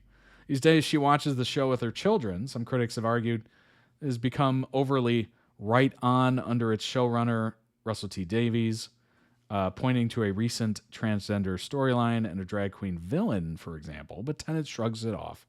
Quote, it's always been progressive and inclusive. I think people are looking now always for that thing where they can go, I'm cross about that, which, if you're in the U.S., that basically just means I'm sour about that. Most people aren't saying that. It's too politically correct. It's just sometimes people shout really loudly. There's probably some degree, this is a deleted comment, probably some degree of nepotism from a meta. The Doctor's daughter played the Doctor's daughter, but she's good at the role. So I don't think, she stole it for someone per se. I mean, okay, if we're being completely honest here, did she steal it from somebody else? I would say no. I would say no. Was she afforded the opportunity, and she would probably agree with this, I think she did earlier, Was she afforded the opportunity that somebody else probably should have gotten? Yes. Because of who you know. But that's just life in general, frankly. I mean, yes, nepotism is a pretty brutal cheat code if you know it or if you have that luxury. It really is. Because frankly, there's people putting in the time, putting in the effort, have no connections to anybody. And you feel for those people because it's like, wow, you're really out there giving it a shot. Like you're really, because so many people, and I'm relating this to Hollywood just because it's something I know. Like I don't know the UK acting world at all, literally. But, you know, so many people here at least move out to LA, try to become an actor, get an agent. The joke is, or the trope is that they're a waitress or waiter or whatever, you know, for years trying for auditions and, you know, crazy amounts of people are going up for auditions and they're just grinding. It's a grind, right? Nepo babies will never experience that grind if they're actually being pulled along by their parent. Sometimes they say that they're not pulling along the kid and they're just letting him do it on its own. Do we believe that? No. If you have any connection to the industry, you are automatically have a step up. Automatically. Depending on, you know, whether it's a friend of a friend or a friend's friend or a friend's parent or your parent, like you have a leg up on somebody who moved from, I don't even know where, you know, Australia to Hollywood. Like clearly you have an advantage. So I love the fact that she recognizes it. But I think she's underestimating how many people actually really despise nepotism. Because it really does take any effort out of it. Like, you still have to perform. You still have to be good at your job. But you totally skip by all the grind. Completely. Completely. You will get opportunities. You will be seen because of it. Whereas, you know, I don't know, Josephine from Boise, Idaho or whatever is struggling to even get an agent, struggling to even get one audition. Hopefully that made sense. Hopefully that makes sense. It feels like it makes sense to me. Started to feel more like a human being, honestly. That's good. Started working out about a year and a half ago. Yeah, it's amazing what it can do for you. I'm trying desperately to get on that path. I really am. I worked in theaters. I'm trying to get on that path mentally because that's the biggest hurdle. If you can get past that, you're in good shape. I worked in theaters and waited tables and barely acted. Yeah. That is the story of many people. Story of many people, unfortunately. Yeah. One of her and David's kids is an actor now. He was in House of Dragons and Good Omens. 3rd generation acting family. Wow. That's keeping it in the family.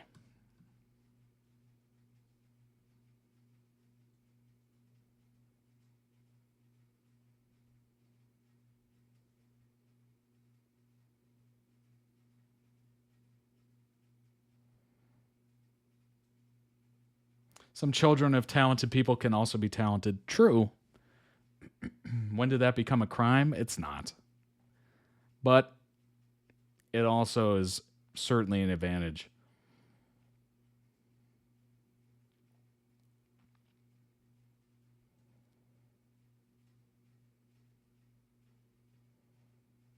Interesting.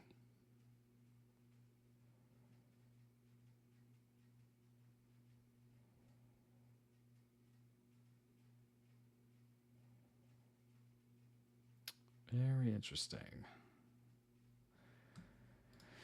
BBC cancels Doctor Who Christmas special, and Russell T Davies announces exit. Whoa. June 10th. This was last month. New Christmas special of Doctor Who has been canceled while the BBC plans the next phase of the show.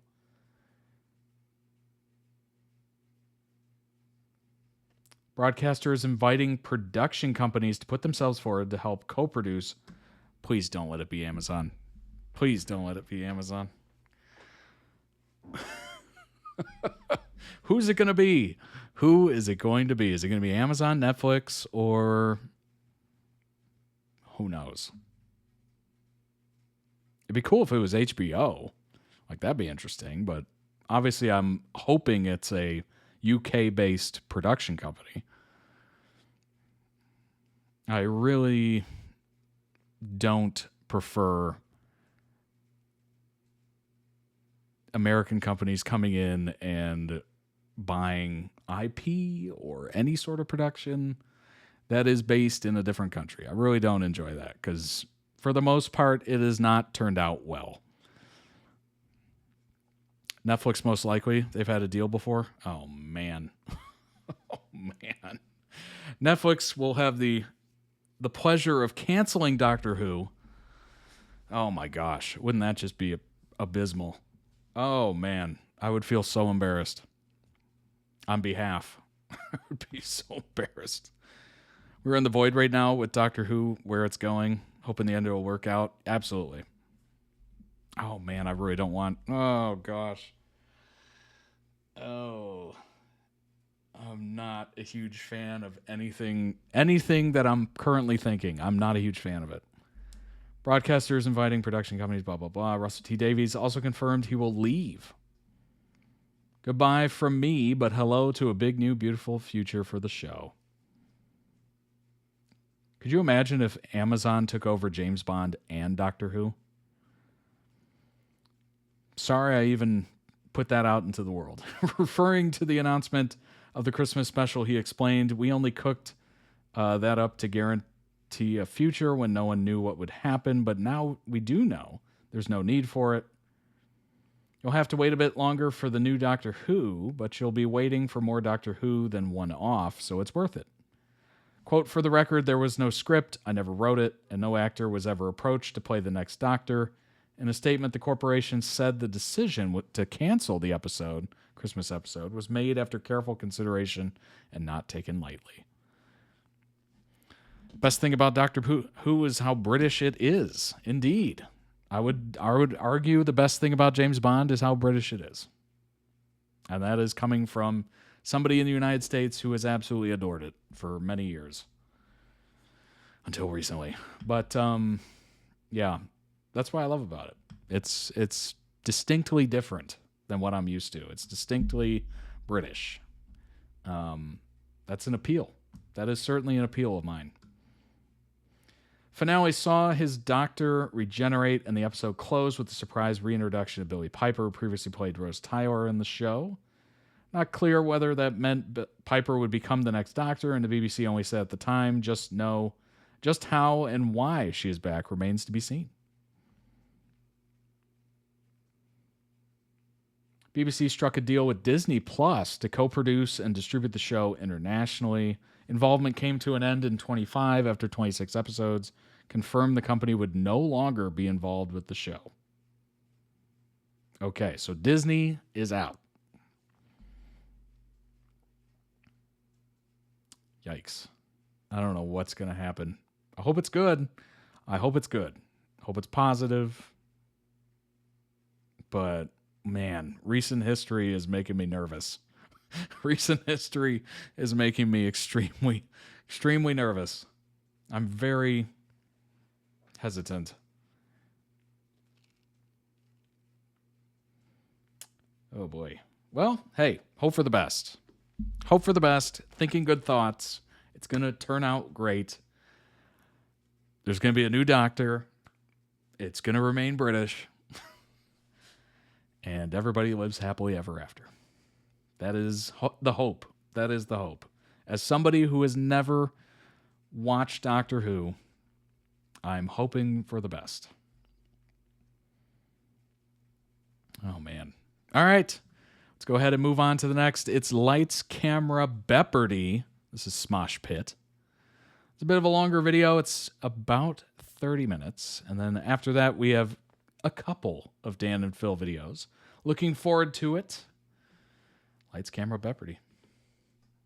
Let's all go to the movies. What movie is this? That would be Brokeback Mountain. I can tell pretty quickly. Man, how am I going to do on this? Probably decent, I would think. I'm pretty okay at movie stuff. Beppardy. Today's theme is movies. Everything about movies. I'm glad you're enjoying it. I definitely am. We have Tommy. That's right. Right before this started, Amanda told me that she thinks Hereditary is kind of whatever, and my heart is broken forever. Which brings us to our next contestant, Chance. Star Trek. And our last contestant, Amanda. Hi. I didn't like Hereditary. I am your mother. Get that face off your face. I'm sorry. Just Yeah. didn't. I just didn't. I didn't. When she's in the sky and she goes, Yeah, I did. I actually really liked the crawling part. I was like, ooh, spooky. when she's in the corner like this, Yeah. Toni Collette. Okay. I mean, incredible. Yes, she. Do we have a favorite movie? Honestly, I think Pride and Prejudice might be my favorite movie. Whoa. I know that Whoa. seems a little wild. 2005. Mr. Darcy. It was like Double Jeopardy and Pride and Prejudice. Okay. All right. Pride and Prejudice. I usually say Arrival. That's a great movie. That movie's so good. Great movie. Hereditary? Hereditary, Pokemon the movie 2000. Wow. There's a bunch Good of them. pull. I've got a few. Wow. I think I've seen Pokemon the movie 2000 more than anyone else. Wow. Because I had the VHS and I was just like, Playing again. The unknown. I just go with Raiders of the Lost Ark. I love that movie. I think it's that's like pure movie spectacle for me. Like Yeah. it's friggin' awesome. I also did rewatch all of the Lord of the Rings on an Return of international the King. flight recently, No. and I'm like, those movies are perfect. Return of the King So is the good. best one out of that series. So good. Two Towers, hands What? down. I Magnifique. misspoke. The No Pokemon doubt. people are going to be mad at me. It's the third Pokemon movie. Pokemon movie 2000 is the sequel. I know my shit. Stop. Stop. You think Two Towers? I don't think I know. Oh my God. I don't think that's a. What I think a James lot of people thinks Two think Towers What, as well. what happened to Yeah, those and towers? James watches Lord of the Rings. I think he watches all three of them every day. I kind of watch them every Christmas. They're like come They're around on kind of a They're a Christmas. Christmas movie like Die Hard. Yes. Oh my gosh. I've had the pleasure of introducing people to Lord of the Rings twice, I think. Definitely once. And it was the best. It was so good. Because I've seen it many times. Many times over the years. But it's always interesting to catch somebody's first reaction to just how epic that whole thing is. Like, it is unbelievable, the story that you go on. Like, by the end of it, especially if you do a marathon of it, you feel like you've been on the adventure. Like, you're tired, you're hungry, you're dying to see that ring go into Mount Doom. Like, you're just dying for it. I'm sorry? Don't know what he Anyways, said. our categories today are the making of. This is everything to do with the technical side of making movies. We have Big Break. This is famous actors' breakout roles, breakout movies. We have Okay, but have you seen the original? This has everything to do with reboots. I know some people refer to them as requels. Never in my life. Yeah, Never in my boo life. that term. Boo. We have Best Picture. This is Academy Award-winning films. And we have Celeb Watch, which is all celebrity letterboxd reviews. That's gonna be hard. Celebrities leaving letterboxd reviews. You're going to hear the review. You're going to have to guess which celebrity left that review. I've had enough of these goddamn Harry Potter movies on this goddamn cinema. Yeah, just like Samuel that. Jackson.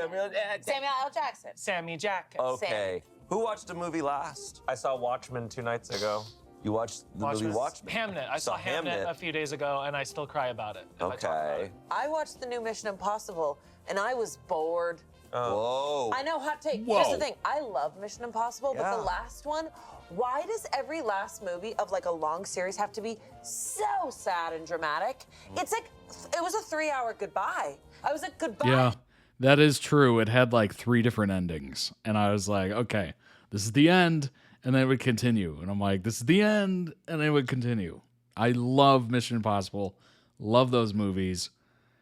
The end was rough. A little rough. I feel like they could have cut 2 of the endings. Hi, Ethan. Goodbye. When did you watch that Mission Impossible movie? Last night. Okay, so Amanda. So it's Amanda. Amanda wins. Freaking last night. Do you know how hard it is to get 3 hours back of my life? You can't. It's gone. Okay, Amanda. Chances over this. Pick a category. Okay, la la la la la la. Let's do big break for 50, Mr. Shane Top. Okay, here we go. And remember, I will stop reading the question the second you buzz. Right. Macaulay Culkin earned a Golden Globe nomination. Amanda. Home Alone. It is Home Alone. Very good. Macaulay Culkin earned a Golden Globe nomination for his breakout role in this classic holiday film. I'm gonna sweep your asses. I will also say, I don't necessarily say like it's my favorite movie. I do think Home Alone is a perfect movie. It is. Phenomenal. Like, the you can't original criticize is that movie. phenomenal. I think I agree. It's I awesome. agree. I also watched Violent Night again. That was good. And Is it good? is so good. It starts off, it is so funny. Like, I'm like laughing at, like the jokes are like, I'm out loud laughing, which doesn't happen to me often. Yeah. And then the action sequences, really good work. Amanda, pick again. Oh my God. Yay. Let's do best picture for 50. Hey, good Mr. choice, Shane. Amanda. Thank you. All right. Yay.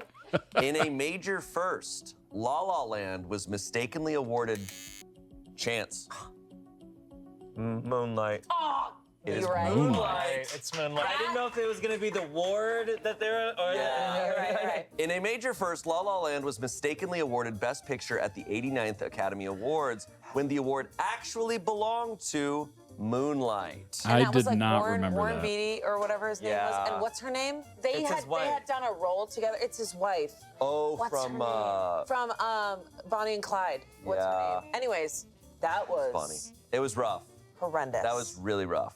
The producer Horowitz guy was in my a cappella group in college. The guy who was like, no, Moonlight won. That guy was in my a cappella No group. way.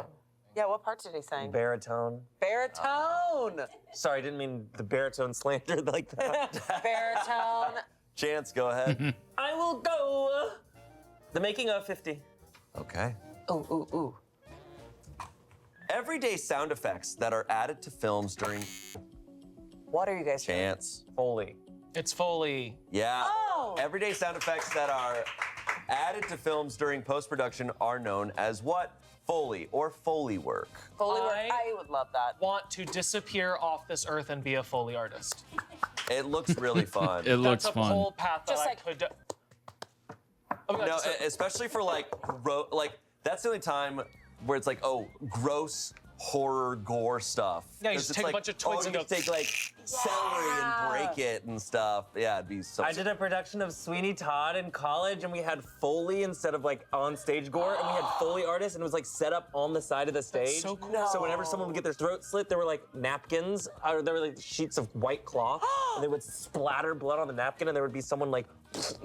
It was so cool. Wait, that is epic. Why don't they bring that back? I want to do a Foley character who does it all with his mouth. Yeah. Yeah. How would Right? you Like slit a a throat? beatboxer. Ew. And you know what? I love your commitment. We got a slow motion. That's fine. God. All right, Chance, go ahead. I got focus. Big break So 100. What? 100, sorry. For what? Big break. Big break. No. The opening credits of 1994's The Mask introduced Cameron this Diaz. blonde bombshell. Amanda, Cameron Diaz. that is correct. Whoa, Wow. good job. It was like her first and, my God, striped dress. Have you seen it? When she walks into the bank? That movie rocks. It's It so rocks. good. Also, one of the best scores. Yes. Like a Mask or shockingly what? The Mask. amazing Really? score. Mr. Ipkiss. I heard The Mask 2 is good too. Is that Return of the Mask? Is that right? You No. love me. You really love Someone me. lied to you. There's so many good quotes. Cameron Diaz. It's great. She's unbelievable in that. I still can't get over that year 1994, Jim Carrey had The Mask, Ace Ventura, and Dumb and Dumber. He was. Has anyone Crazy. had a run like that in 1 year? I don't know. That's absurd. That's wild. Yeah. And he was insane. like on Mad TV at the time, or in Living He was Color. in Living Color. Unbelievable. Insane breakout. All right, Amanda, go ahead. Okay. Okay, but have you seen the original? Question mark 50. All right, here we go. This 2025 reboot of the same name as the 1998 Scream. original features an iconic hook-wielding killer. No, it's I know gotta be you did something last else. summer. Yeah. Oh. They didn't even change the title. Screams with the It's knife. just fully Freddie the Prinze same Jr. name. and frickin' Jennifer Love Hewitt. Jennifer Love Hewitt. Oh my God. Amanda. Okay. Celeb watch for 50. I'm a little worried about this category, to be honest. This pop star had only one. Charlie XCX? Yeah. Are you kidding? What? Are you kidding? It's okay. This pop star had only one thing to say about 2024's Martha, a documentary on Martha Stewart. Martha is Brad. All right, Tommy. What a quote. Let's do Best Picture for 100. Love that. Oh. 1939's Gone with the Wind was the first Best Picture winner that wasn't what? Chance. A musical? Amanda. In black and white? That is correct. Oh. It was shot in Technicolor. Yeah. Amanda. The making of for 100, Mr. Shane. All right. I've only seen Gone with the Wind once. It was a very long movie, and it had an intermission in it. And I love the fact that they kept it in. Because it was just, I kind of like an intermission. It's like, all right, folks, I hope you've enjoyed the first half. We still have another half to go. But, you know, get up, stretch your feet, go to the bathroom, get some snacks. Like, it's kind of a beautiful little break halfway through the action. All right. On a film budget, is an actor above the line or Tommy? Above the line. That is correct. Yes. Wait, what's the question? Above the line or below the line? Above the line, this is a financial distinction between creative, above the line, and technical, below the line roles. Yes. Never heard of this. Oh, so above the line is like, you're getting $10 for this. Where below the line is like, okay, well, you had to do overtime, so we're going to give you this and that. We're got it. Heard. Oh, it's probably has to do with budgeting, right? Above the line is what you're paying to get performance beforehand. And then below the line is probably like afterwards kind of stuff. Afterwards, you get paid. I don't know. It sounds like a budgeting term, doesn't it? Salary versus hourly, basically. Tommy. I would like to see the original for 100. Okay. Lindsay Lohan was reportedly paid. Chance. Freaky Friday. Amanda. Freakier Friday? Mean Girls. That is correct. Oh, Mean Girls, that's right. She went with the other option. Lindsay Lohan was reportedly paid $500,000 for her brief cameo in this 2024 musical reboot, Mean Girls. Mean Girls. 500,000? Love that. I should raise my cameo rate. Yeah, you should. Love that for her. All right, Amanda. Okay, I want to do a big break for 150. This now A-list actor beat George Clooney and Robert Downey Jr. for his first big role as JD, a hunky Amanda. Leonardo DiCaprio.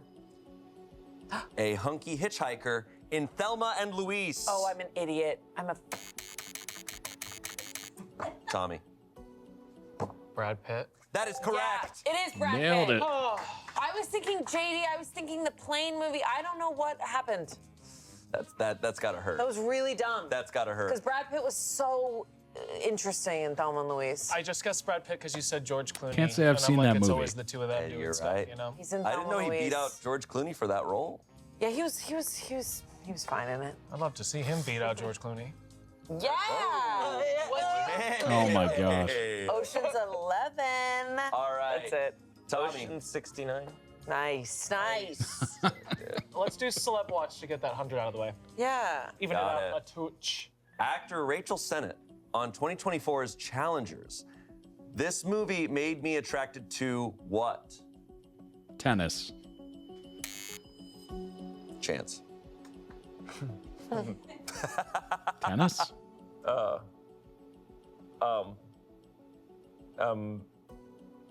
No. Just. Men. That is correct.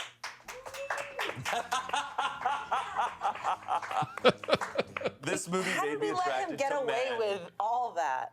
I just said, He was just filibustering with ums. I can't think.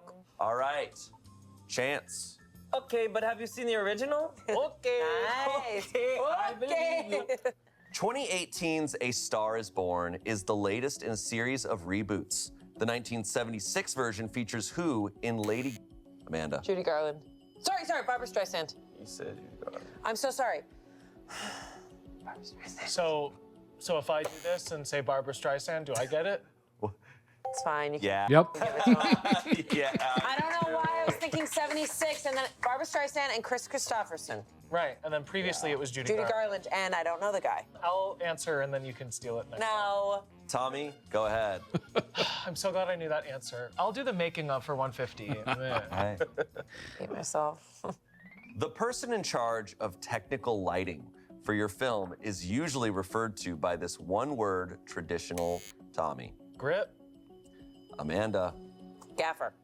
It is gaffer. Gaffer. Good job. Gaffer, guys. Gaffer guys. Gaffer guys. Everyone's like, what? What is this? It is. I don't know why I said. So what's a grip? Grip deals with. You should know this.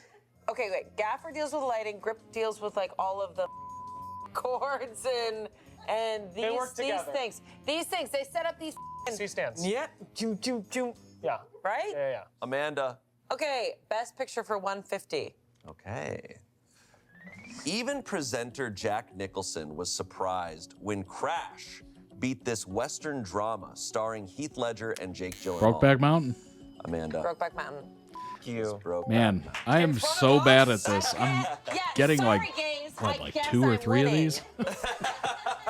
That's our movie.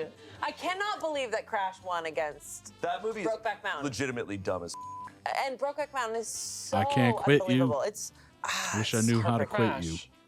Crash. it's a forgettable movie. Sandra Bullock. Bunch of actors all connected to one fucking bad thing What's that the happened. Cronenberg movie where it's like I want to my car? Is that also Crash? Don't know what that is. No. I can't That wait to inspired watch the Charlie XCX album title. Whoa. Just in case anyone wanted to know that. Okay. Anyway. Who effing knew? Amanda. All right, let's do Best Picture for 200, Mr. Shane. Okay, here we go. 1962's Lawrence of Arabia is the only Best Picture winner to have no speaking roles for Chance. Women. That is correct. Women. My answer's men. Women. Women. Men. Women. You stole women from her, so that's good. We're even. You guys steal everything from me. Evened out. I stole the gays and you guys stole And we stole women. Fine. We're even. Tale as old as time. Great. All right, Chance. Movie reference. Celeb Watch 150. No, I had. Actor Ayo Edebiri on Star Wars The Empire Strikes Back. This movie is great, but I was really shocked by how ugly blank was. Darth Vader? Amanda. Yoda? That is correct. What? He is not ugly. He's pretty ugly. He's pretty ugly. It's pretty ugly. Y'all are Yeah, rude. Yoda's kind of ugly. 100 years old. He's ugly now. Yeah, he could use some moisturizer. Yeah, and he's got like a little bit of chin hairs, like just a little bit. Amanda. Okay. Big break for 200, Mr. Shane. These questions are Amanda. way You like Mr. tougher than I Shane? thought they would be. Okay. He's not responding to it. No, I know he's not. Not yet a teen, Kirsten Dunst was how old during the filming of Interview with the Vampire? 12. Amanda. 13? Tommy. Not yet a teen. Yeah. 12. Chance. 11? 11 is correct. 11. Not yet a teen. I literally said 13. You are a fool. I am a You fool. are a fool. Chance. The making of 200. Nice. Framing an actor from the mid-thigh up is commonly used in Westerns to best show a gunslinger's hip holster. Naturally, it's referred to as what type of shot? A gunshot? Amanda. Medium shot. What? What? Your camera people know this. Chance. He doesn't know. Belt shot. He does not know. Tommy. Oh boy. I should know this working with Brennan so Wait. much on sketch, working with James. I don't. James, did you know this immediately? Of course he does. Framing an actor from the mid-thigh up is commonly Oh, used this in is West. so interesting. What would that be called? Gunshot seems the most like natural because it's literally a word, right? Referred to as what type of shot? Westerns to best show a gunslinger's hip holster. Naturally, it's referred to as what type of shot? Used a lot in Westerns. Tommy. 5. Wait, you're taking... Cowboy shot. It is a cowboy shot. Cowboy shot. Oh my Very gosh. good. Thank you. Granted, we've never used that type of shot ever. Yeah. But it's a cowboy Okay, shot. watch this. That's a challenge. That's Oh my God, Shane's getting a cowboy shot. Come on. Come on. Draw, baby, draw. Draw, baby. Gunslinger. Oh. Okay. You know what? We're going to see someone else. Thank you so much. Thanks. Any notes? Thank you. There's no time. You guys don't validate parking. CBS does. No. Okay. Don't park at the Petco. Chance. Celeb Watch 200. Whoa. Celeb Watch. I was offered to play a gig in space. I said no. I'm glad I said no. Said this redhead British singer in a review of 2013's Gravity. Amanda. Florence and the Machine? No. I don't know. Redhead. That's a good guess. She's not British, though. Who is redhead a Thank British you. singer? Thank you, though. Redhead Ed British Sheeran's singer. the only person I can got think red of. hair. 2013's Gravity. Chance. Adele? Not Adele. I've got red hair. She didn't have red hair. Okay, but look at me. I was offered to play a gig in space. I was offered to play a gig in space. I said no. I'm glad I said no. Said this redhead British singer in a review 2013's Gravity.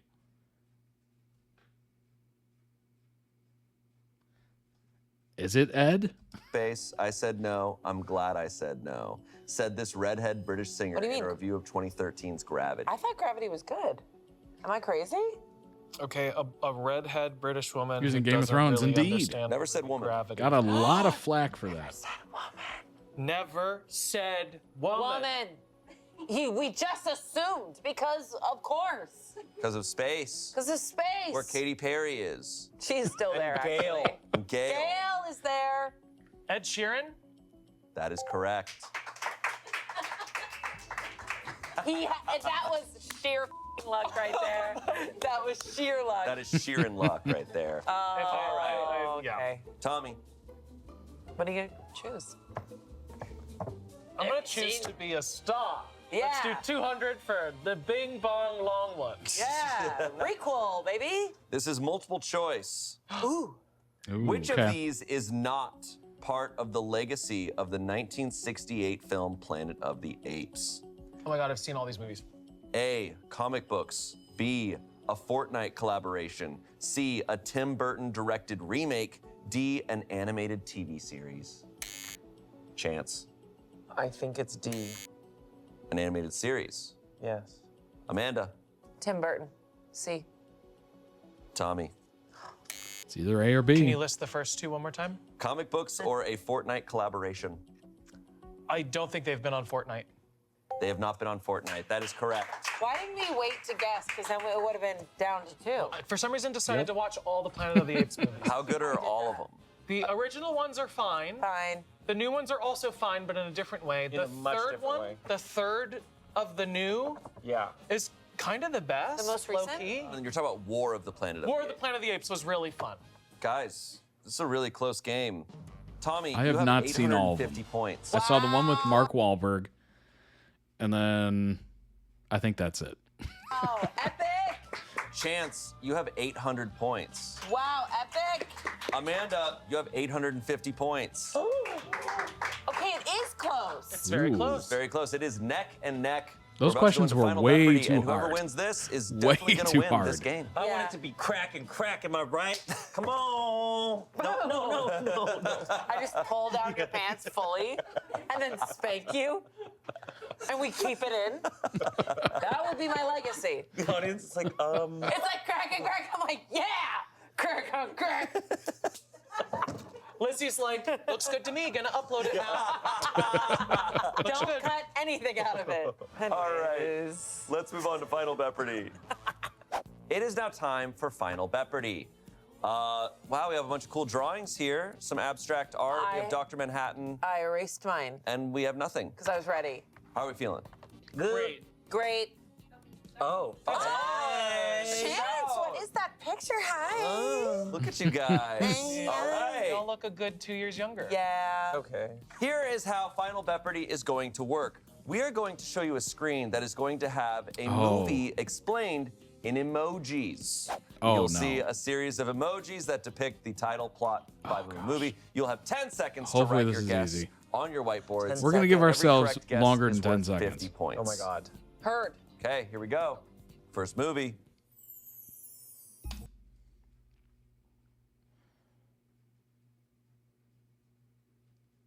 Clover.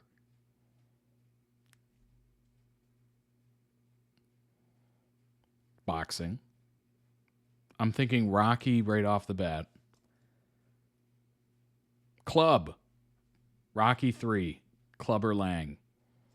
That's it. Name that movie. Rocky 3. How long is our counter? All right. Oh, Fight Club. Hey, Rocky 3 is also a solid answer there. Clubber Lang. Literally his name. The opponent.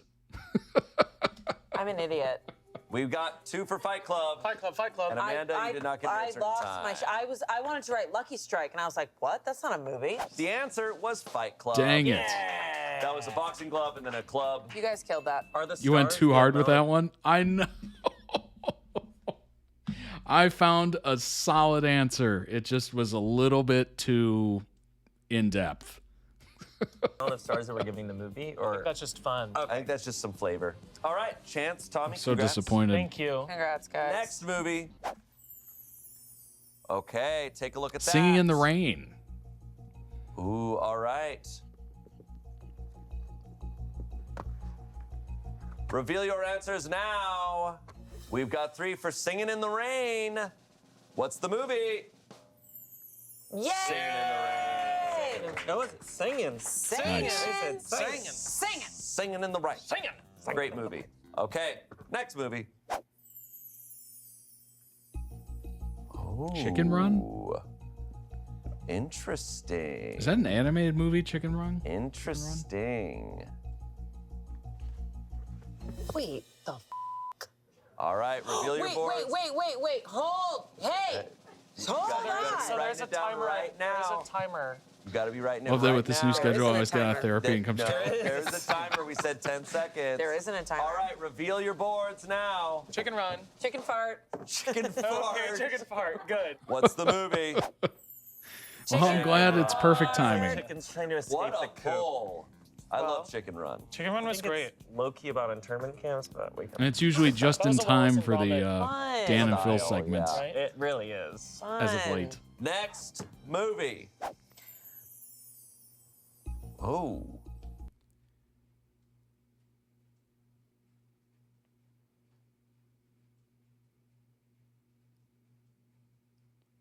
No sound sleep.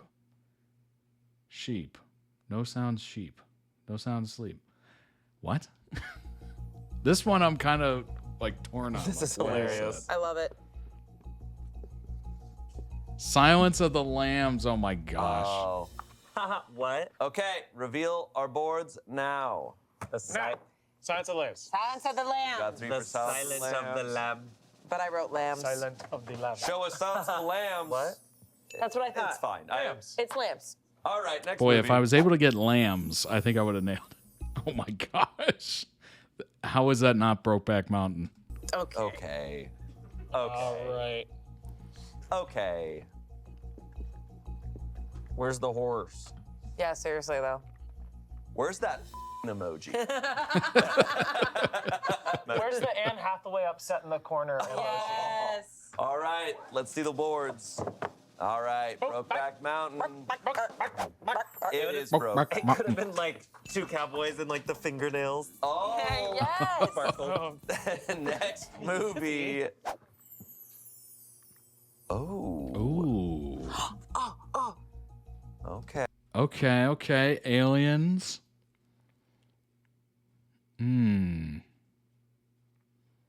Interesting.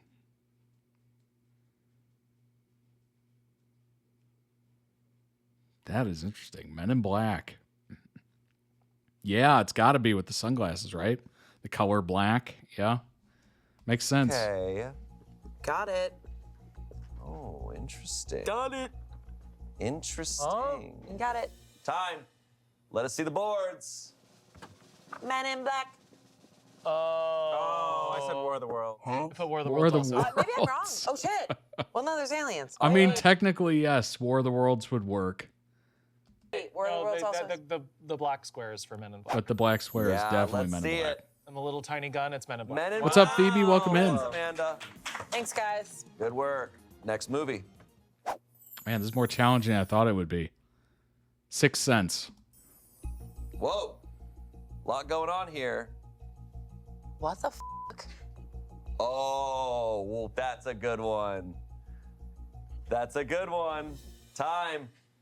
Only chance answered. The Sixth Sense. I literally was like, Oh, yeah. Really good. Haley Joel Osment, The Bruce Sense Willis. is time, and I was like, Oh, so good. From the Sense is airport. good. Sense That is was good. really Oh my gosh, she'll be in the airport for 6 hours? Good grief. good. Love that one. All right. Next movie. Hopefully it's been fun. Whoa. Whoa, Legally Blonde. A lot going on here. Got it. Okay. You got into Harvard All Law? right, let's see it. What, like it's hard? Legally Blonde. Legally Blonde. Let's see Legally Blonde. Legally Blonde. This is a really fun One of my game. favorite musicals. What? I haven't seen the musical. It's so fun. It's pure joy. I love It's just that. spectacle. Next movie.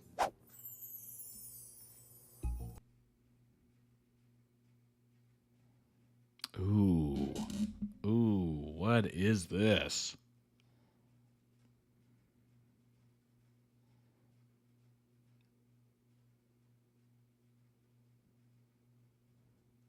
Oh.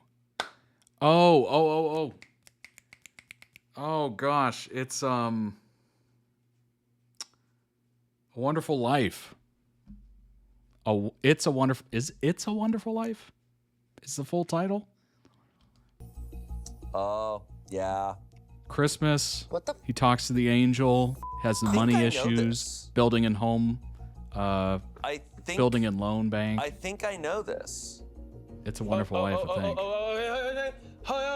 Wait. Flying home and getting the first flight back, which isn't until 6 a.m. Oh my gosh. Well, hopefully where you've been has been so amazing, it makes up for that. Wait. That looks like a mobile game ad. No. All right. I'm wrong. Let's see the so wrong. boards. This is It's not a Wonderful right. Life? I did I was City gonna of guess Angels. It's a Wonderful Life. And it's yes! not City of Angels. Wow. Tommy gets some points there. Never seen it. Oh. And he talks like this. Oh, you want the moon? You want the moon, Mary? Lasso on it, pull it down. I'll throw a lasso on it. Our last movie. That movie was never meant to be a Christmas movie, by the way. It was released in like July. But everybody watches it for Christmas. And it is one of the most sad, depressing, brutal until the end. Until the end. But for the 90% of that movie, you're just like, this is so sad. This is so sad. It's What? such a weird movie. Oh, I know. Oh, Interstellar. Time, Earth, space, cornfield. Yeah, gotta be. I know it. Wait. Wow. Wait. That's crazy. What? Is this Interstellar? Oh. Arrival? I did Signs and then I Chase nailed it. And then I did Arrival. It's Interstellar. It's Interstellar. Corn. The corn made me think of Signs and then I was too. Oh, yeah. That is it for Cornfield Final Jeopardy. It is signs, now yeah. time to tally the points. I think it's either been a long time or this is a Jeopardy first. We have a tie. Oh my this gosh. is also absolutely the closest game of Jeopardy I've ever seen. Good job. So great work, everyone. Well done. Well done. Well done, everybody in chat. Well done. Today are Every time Tommy I and missed Chance. one, you picked it up and you got it. So that's great teamwork. Okay. What the hell? Like, actually, what? No. Tommy and Chance, you both had 1,200 points. Wow. Amanda, you had 1,100 points. You just missed 2 questions. You missed. It was all determined in Final You Jeopardy. shouldn't have taken Brokeback from us. It's so true. I'm That's sorry why. about that. I took that from them. What an incredible game you guys played today. Great work. You all clearly know movies very well. You can take the 2 zeros, or do you want to take the 2 12s as your angel numbers? I'll take the 2 zeros. Okay. And I'll take 11. 0 0. Nice. Boobs and legs. That's me. Witch math right there. Witch math. I traded my 2 zeros. He traded his. Oh, That's- he got ooh. That's me. Ooh. All right. Well, thank you all like for your shape? competing. Exactly. No. No. No. Maybe. Wait. Sure. Hold on. I'll make it. Oh God. Oh God. Oh my God! I'm just kidding. What? Is it a gorilla? I turned it back now? into Amanda. That's me giving you. That's me flying away and giving you. Looks like the Spirited Away. Giving you a Spirit. big hug. My legs fused together. All right. Thank you all. For Oh my competing. gosh. Thank you all for competing that down. You have today. to blur that. Yeah. Okay, the emojis level was much easier than the original questions. Those questions were so hard. I was trying my best, and I still could not come up with any of those answers, it seemed like. Oh my gosh. Link down below in YouTube video description for the original video. Go throw it some much-deserved love. Let's bring up some information on Smosh, see what they're up to. I have no idea. It's been a little bit. Smosh comedian Angela Giaratana visits SLU. This was in May.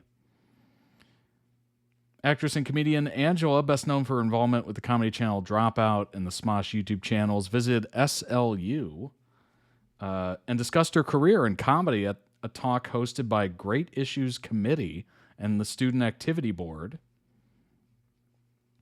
a couple months ago here. Early in the talk, discussed how she first got interested in acting. Quote, I played pretend with my friends and my brother a lot when I was a kid. We would play games, like pretending we were on an island. Although Giaratana was interested in acting from a young age, it didn't really click for her until middle school. I auditioned for the role, this is a quote, of LaFau for Beauty and the Beast musical in middle school. I was upset since I thought that I really killed the role, but I was cast in the ensemble. But being in the ensemble was so much fun. I really enjoyed being on the same team with all these people doing the same things for the same reason. Angela said that her mental health during childhood affects her in her comedy today. A lot of what shaped me today was a lot of my loneliness growing up. I was a lonely kid and dealt with a lot of depression and a lot of mood swings. Despite this, Angela loved spending time with her cousins, a feeling which carried on to her career at Smosh. Quote, I saw my cousins once a year, and it felt like it was the best thing ever. I started working at Smosh, and it felt like it was with my cousins all the time. It makes me so grateful in those moments when I work with great people. Embracing the hard moments gave me gratitude that sticks out in my best moments. That's one of the things, I think I've said this many, many times, and I'm sure if you've seen Smosh for 2 seconds, you also thought, man, it must be great to work in an environment. This is work. To work in an environment, you're getting paid to be around people that are so funny and seemingly like so close to you and good friends and good acquaintances, good coworkers, whatever, to the point where you can just laugh and pick on each other and, you know, little verbal jabs and they know what you're going to say, so they know how to act. And there's like, you know, inside jokes. And these are all the things that you typically avoid in the workplace just because you don't want to step on toes. And, you know, one thing I'm very aware of is the fact that, you know, when you're working with people and it's in a very professional environment, it's a little tough to have any sort of like interpersonal relationship in any way, because you're always worried about like, how are they going to take this? Are they funny? Are they interested in, humor? Do they have my humor? Do they have a different style of humor? And you avoid it by all means. Like I'm very turned like down to one, if you will, in the workplace, because I'm just like, I don't know how these people are in like social situations, because I've never seen them in social situations. And also, I don't want any drama at all. Clock in, clock out, that kind of thing. And, trying to live the whole don't live to work, work to live. And your time outside of work is the most important time. And that's where you put your focus. And oh my gosh. But it's totally flipped on its head when you look at Smosh and you're just like, I would love to work there. Like, you're going to work, you're getting paid to do a job, but you're also having an insane amount of fun. And you're hanging out with people who have similar interests to you, or maybe they're just as funny as you and they want to joke around with you. And there's no like pressure of that like weird corporate, grind where you're just like, I have to perform. I have to perform. If I don't perform, then people are going to ask questions, and then I'll be brought into meetings. And if I'm brought into meetings, then, like there's none of that. It's a grind. It's a boiler. It's whatever you want to call it. So I look at Smosh and I am just eternally jealous of just how beautiful their situation seemingly is from the outside. Like Angela says, it's like hanging out with her cousins all the time. She gets to work with great people. They get to be funny. They get to know each other so well that they're able to joke about each other's lifestyles and stuff. It's just amazing. I'm so introverted on my job. I talk only when someone talks to me first. Honestly, I treat it very much the same. I don't know if it's due to me being an introvert, but I try to just keep my head down, because I don't want to be the center of anybody's attention. Because if I'm the center of anybody's attention, they're going to be looking at, God knows what, right? And it's a weird balance, because you want to perform, you want to do good in your job, but you don't want to do so good that they leap and they put extra responsibilities on you for no pay increase. That happens all the time. So it's that weird flirting with like, I'm great at my job, but I'm not too great. I'm not too great. Enough to be promoted, but not enough to take on more tasks. Like, it's such a weird circumstance. It really is. I absolutely abhor it. It's a tough line. Yeah. Where you're like, I want to be, because you have those annual reviews. I just did one a couple weeks ago for my yearly review. And I got the mark exceeds expectations, which is good. You want that one. But it's also like, I don't want to exceed it too much. Because if I exceed it too much, then they're going to be like, oh, well, you can handle this much extra work, and we're not going to pay you for it. And it's just like, oh, nobody wants that. Nobody wants that. When you work in mental health, it's really hard to do that. Most people at my job, at least in my team, are pretty open. I've definitely noticed this generational thing too. I see older staff wearing more of a mask. Yeah, that's true. That is definitely true. That might change with newer generations getting into workforce. Certainly it changed with millennials getting into the workforce, but I think it'll change more, honestly, as we go along, which is good. I mean, oh man, the problem I see is that the more you open up, the more that can be used against you, which is such a negative way to look at it. And it really is. And it sucks. But there are people out there that are just cutthroat in the workplace. Like, you think you get out of school when you leave school, And then you get into the workplace and you're just like, this is just school, but we're all older. Like the amount of politics and who you know, not what you know, and, you know, gossip you have to deal with on a daily basis, even if you don't ask for it, is crazy. Crazy. And you just want to be on everybody's good list, right? You don't want people to be angry at you because that might stop you from a future role, or maybe they won't think of you, or maybe they won't recommend you enough when you're applying for another job, or maybe they'll torpedo your entire job hunt. I've seen that happen. It's really tough. It's really awful. I don't enjoy it at all. But yeah, I'm just forever jealous of Smosh, looking at how their workplace is, like Mythical Entertainment, Rhett and Link, like just working there would be so interesting. You get to flex your creative muscle. Of course, every job is a job, but if I feel like certain jobs might speak to me a little better than, you know, what I'm currently doing. Studying social work, and this job is basically 60% of free labor if you want to be an actual good professional. Yeah, that's so... Oh, gosh. It's so tough. It really is. Because you want to be compensated for your time, because all of us are worth something. All of our time is priceless.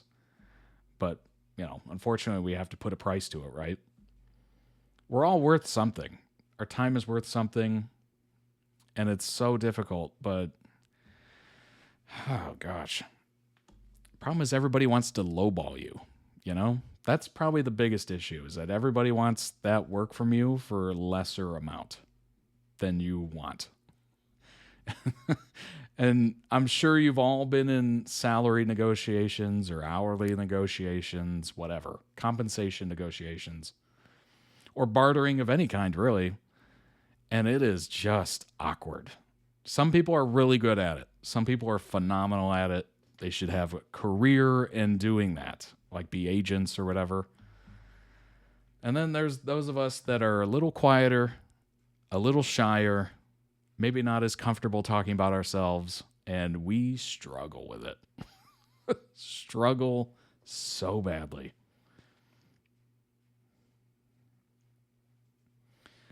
Since Angela visited during SLU's finals week, she shared some anecdotes and advice from her time in college, graduated from the UCLA School of Theater, Film, and Television with a Bachelor's of Fine Arts in Theater. Quote, college is, or university, is truly when you're learning how to feed yourself. You're learning how to coordinate and figure out what you like. I overdid it and underdid it. I had to find a medium. Angela mentioned the odd jobs she had to work in college, such as hiking celebrities' dogs. I mean, that is interesting.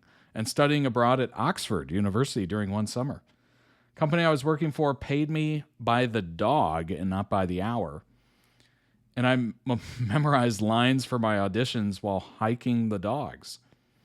The girl who went to Oxford during the day was completely different from the girl doing shows at night. After graduating from UCLA, Angela had a difficult time finding her way as an actress due to factors such as the pandemic, of course, the writer's strike and the actor's strike, but soon she found out about Smosh through her friend Patrick McDonald, the head writer. See, it's about who you know. Who you know. And the problem is, most of us, we don't know anybody. Especially if you're an introvert, especially if you are around people that just don't do anything interesting or anything you want to do. Like, it's so difficult. It really is. I could go a whole tangent about applying for jobs, the job market, AI being used to sort people and reject people automatically. Like, the amount of jobs I applied for where I got a rejection email literally within 5 minutes of applying. Like, there's no way a human eyes ever touched that. Like, it's just crazy. And that was a couple years ago too. It's probably worse now. Started as a freelance writer. One day, someone from another Smosh channel asked me if I played video games. I lied and said that I play them all the time. I don't. Angela said being in Smosh was similar to her experience in the ensemble and a big change from solo comedy. Prior to Smosh, I never worked with an ensemble of people for more than a year as an actor. At Smosh, I worked with the same people over and over again. We're all growing together and all going through life together. Some people aren't rewarded for taking up space, but comedy rewards that. When women growing up are rewarded for not taking up space, it's a mind F. People say on Smosh that me and Shane are similar, but people love Shane and sometimes say I'm too loud or too much. Student asked about dealing with burnout in the audience Q&A. Quote, you have to burn out to learn to not burn out. It's really hard for me and was really hard when I started working at Smosh and had to start keeping track of my health and my hobbies. It's really just the good people around you who force you to not overwork yourself. That's tough. Burnout's real. Burnout is very real. I burned myself out of this channel a couple of years ago at this point. That's back when I was doing 2 video uploads a day, every day, for over a year at least. And yeah, I just completely burned myself out to the point where I didn't want to do any of this channel. Like, I literally could not make myself do a video recording at that time. I was doing recordings, not live streams, but I literally could not force myself to want to do anything for this channel. It was crazy. That lasted like 3 weeks. All of a sudden, I just went silent. No uploads, nothing. And I just remember thinking, like, I don't want anything to do with it. I didn't even think of the channel. Like, it just left my mind completely. Like, that hasn't happened in the past 5 years at all, other than that moment, other than that time, which is very interesting. So it creeps up on you. And I think I knew that I was burning out as it was happening, but I just, it's one of those things. You just can't quite stop it. Because once you're in the grind, once you're used to doing something and scheduled and whatnot, it's tough to take a break. Glad you found your sweet spot with streams and YouTube. Indeed. Yes. Oh my gosh. Streams have been so much better. So much better for the mental health and everything. So much better. Yeah. It's basically just all... Because it wasn't just recording 14 videos a week. It was... And having a full-time job. It was also editing 14 videos a week as well. Was just, I don't know what I was trying to do there. I guess I was just trying to grow the channel and put as much content on as possible, and it just completely backfired.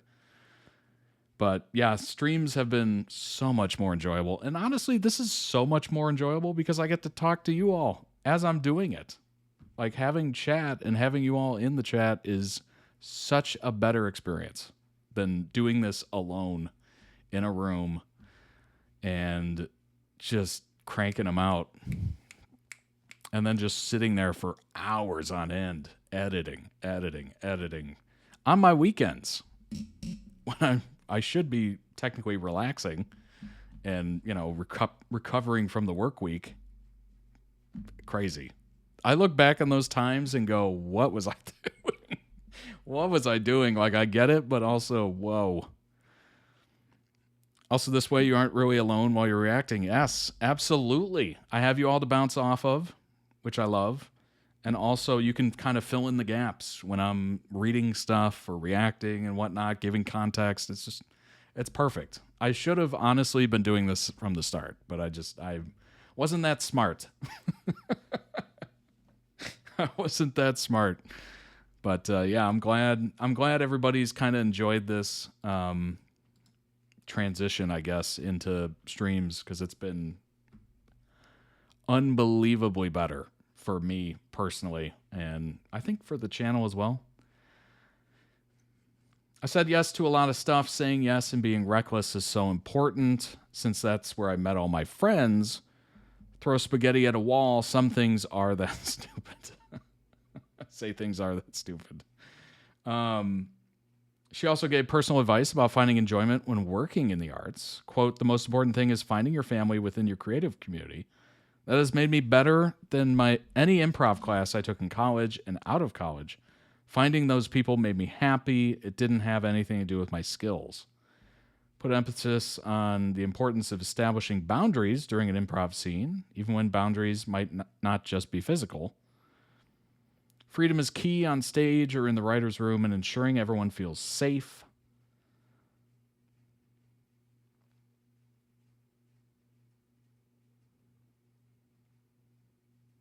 Very interesting. Very, very interesting.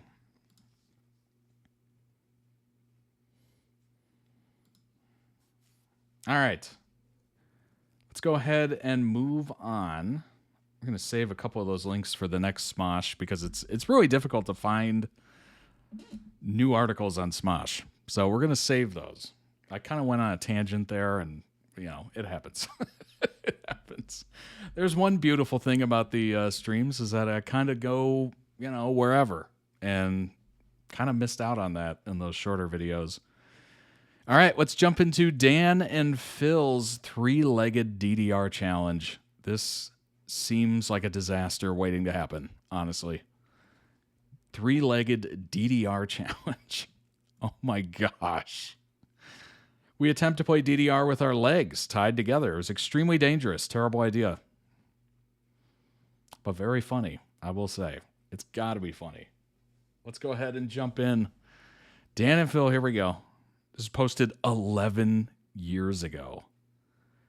The time just slips by, doesn't it? Especially since they're not really that hard to try. They're trying really hard not to touch each other at all. Yeah, that's so funny. Looking back, that is such an interesting part of this, you know? Oh my gosh. Hello, oh my god, they touched. Summer berries. Yeah. You're just a big bottle of Ribena. So, I felt like it was time we did another gaming challenge. What was that?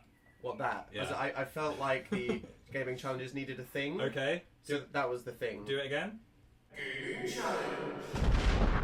I'll accept that as the thing. Vastly, and you don't know what I did. I trust you. You're presuming it's good. Okay. Yeah. Well, as you guys know, He's like, I haven't edited this yet. Pro DDR pad, and I thought there's no point in doing a DDR Dan versus Phil because I just completely annihilate you. Hey, you don't know. I mean, they used to call me Lightning Legs back up in the north. That's not true. It is true. So I had a crazy idea. Why don't we do a gaming challenge of three-legged DDR? Dan, this is going to end up in ambulances. Probably, but it's going to end up in broken legs. YouTube. Much like a three-legged race, where It's going to end up in a "that time I almost died" video. two people have their legs next to each other, tied together, and then attempt to run in a straight line. We are going to attempt to play DDR. This is a terrible idea. Let's see what happens. I'm going to shut the blind in case the neighbours are watching. Good, cool. Don't want any police being called because of what the hell this is going to look like. Okay, so stand in the middle. Right. I've got this duct tape. I'm scared. Don't think inappropriate things, people. I'm going to start here. Too late. I feel like we're becoming one creature. Is this what that Spice Girls song is about? I don't think that's what that song is I about. don't think that's what that Spice Girls song is about. How do we... Did you bring scissors? No, just bite it. I'm not that... You can get there. Go on, go on. Who knew I was so flexible? Tried to break away?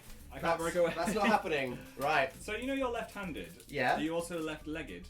What on earth do you use your leg for? This?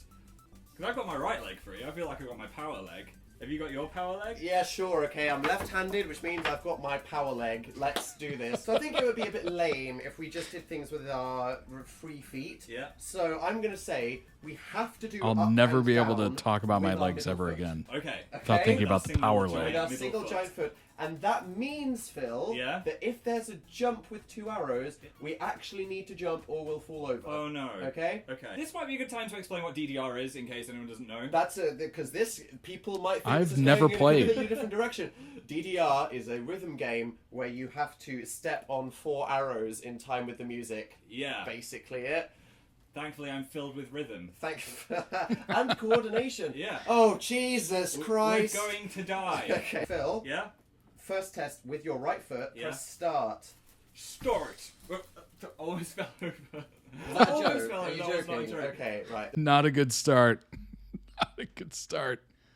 the way this would have been 10 million times easier if they'd put their arms around each other. Right, the first challenge will be navigating the menu. So we're going to be playing songs from DDR third mix, because Okay. that's the one that most people will have had on PlayStation 1. I had it. With one of those like crappy £5 dance mat switch colour in the ball. Yeah. So Phil, open the song menu. Afronova. You don't want to do that one. That one's very fast. Oh, that and sounds a lot fast. of jumping. What is Captain Jack? Is that a Doctor Who one? That is not the Torchwood DDR Oh. premonition, I'm afraid. Dynamite Rave, I remember that one. We can't do a 5. A 5? Can we?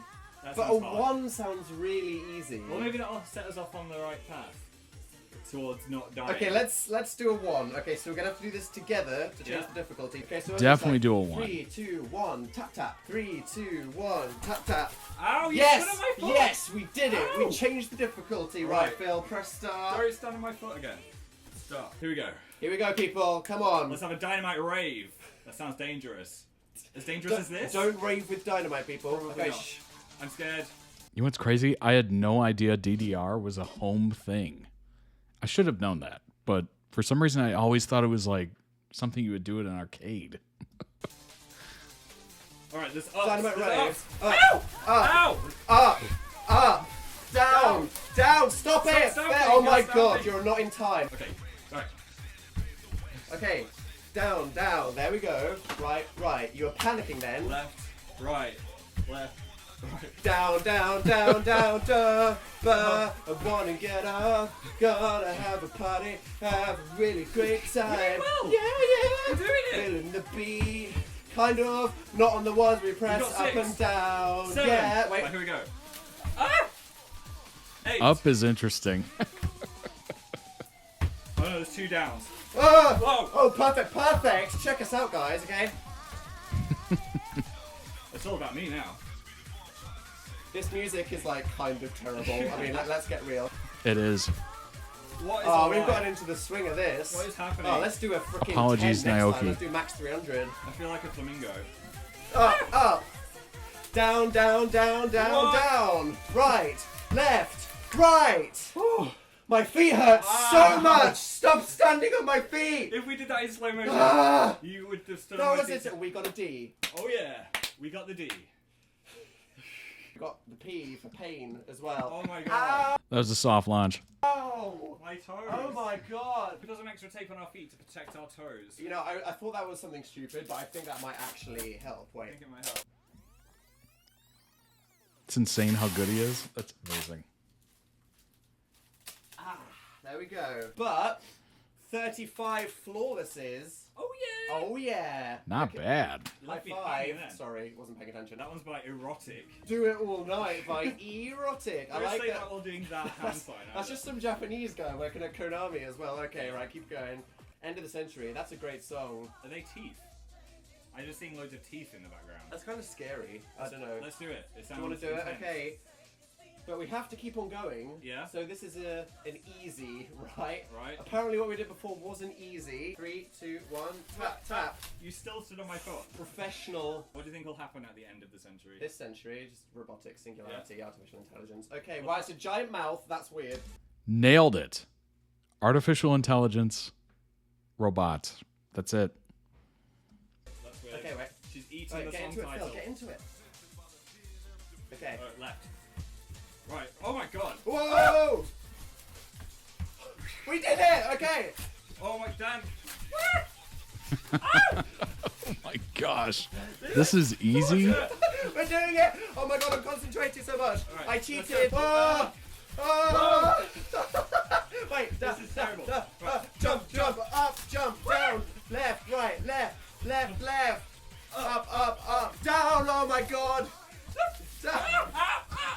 Wait, wait.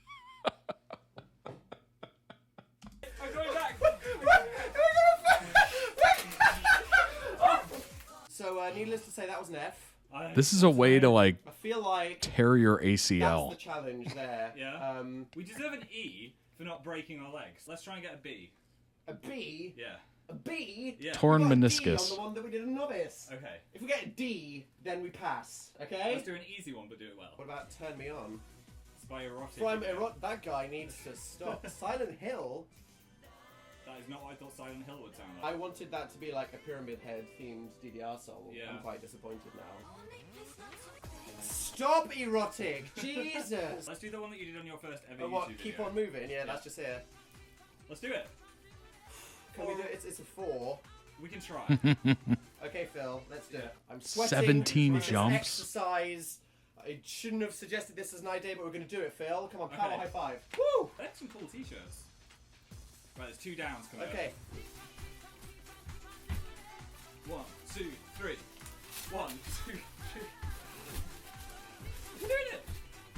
Okay, wait. Down, down, up, jump. I don't need Left. to jump, do I? Up, down, left. Oh no. Left. Oh God! What the fuck? Okay, come on, down. Up, right, left, jump. Great crap! It's going horribly. Okay, right. We can get this back. I had to do up and down at the same time. Down, left, down, right, up, down. Keep on moving. You feel strong, you feel good. Here we go. Oh, we missed. It's Yeah, all there's right. no I like when way. we both went, here we go, power jump, and then... D! You did it! Woo! We got the D! Yes! Well done. Oh, I feel like my lungs are in my mouth. That's the most exercise I've ever... Okay, right, Press it here's down, press it something... down. No, we can't... If we sit together, that's logistically not going to happen. Do you want to know something interesting? What? I'm really unfit. I don't think I need to prove that for this situation. Yeah. When I used to play DDR with my friends, they used to be like joggers, but then they used to get really out of breath after 2 minutes of DDR. That's because it's tiring Yeah. when it is mentally tiring. So even though that's Science really with easy Dan. and we could do it, because we don't understand it, that's why we're wheezing. I mean, we're wheezing because we're horrifyingly unfit. But, Yeah. you know. There we go. The challenge is over. How do we get out of this thing? Free me. Let's pull either side. Come on. No! Oh no! Oh gosh. No! Oh my God! Wait! Right, down. I'm gonna use both my feet and try and get us off. What are you doing? This isn't It's not working. working, it's Phil, not working. Phil! Oh my God! What? Ah! I fell. We need a fireman. For any like bondage fan fiction writers out there, I'm sorry that this is so disappointing compared to what you had in mind. All right, check the drawer. Scissors. Yeah, The fan fiction is ruined. Me, oh my God! What? Wait, scissors have been there the whole time? Wait. Oh my God! Oh, I feel like I'm free! Don't worry, neighbours. Nothing weird going on in here. I think I deserve the victory crown of tape for my effort. Wow. Okay.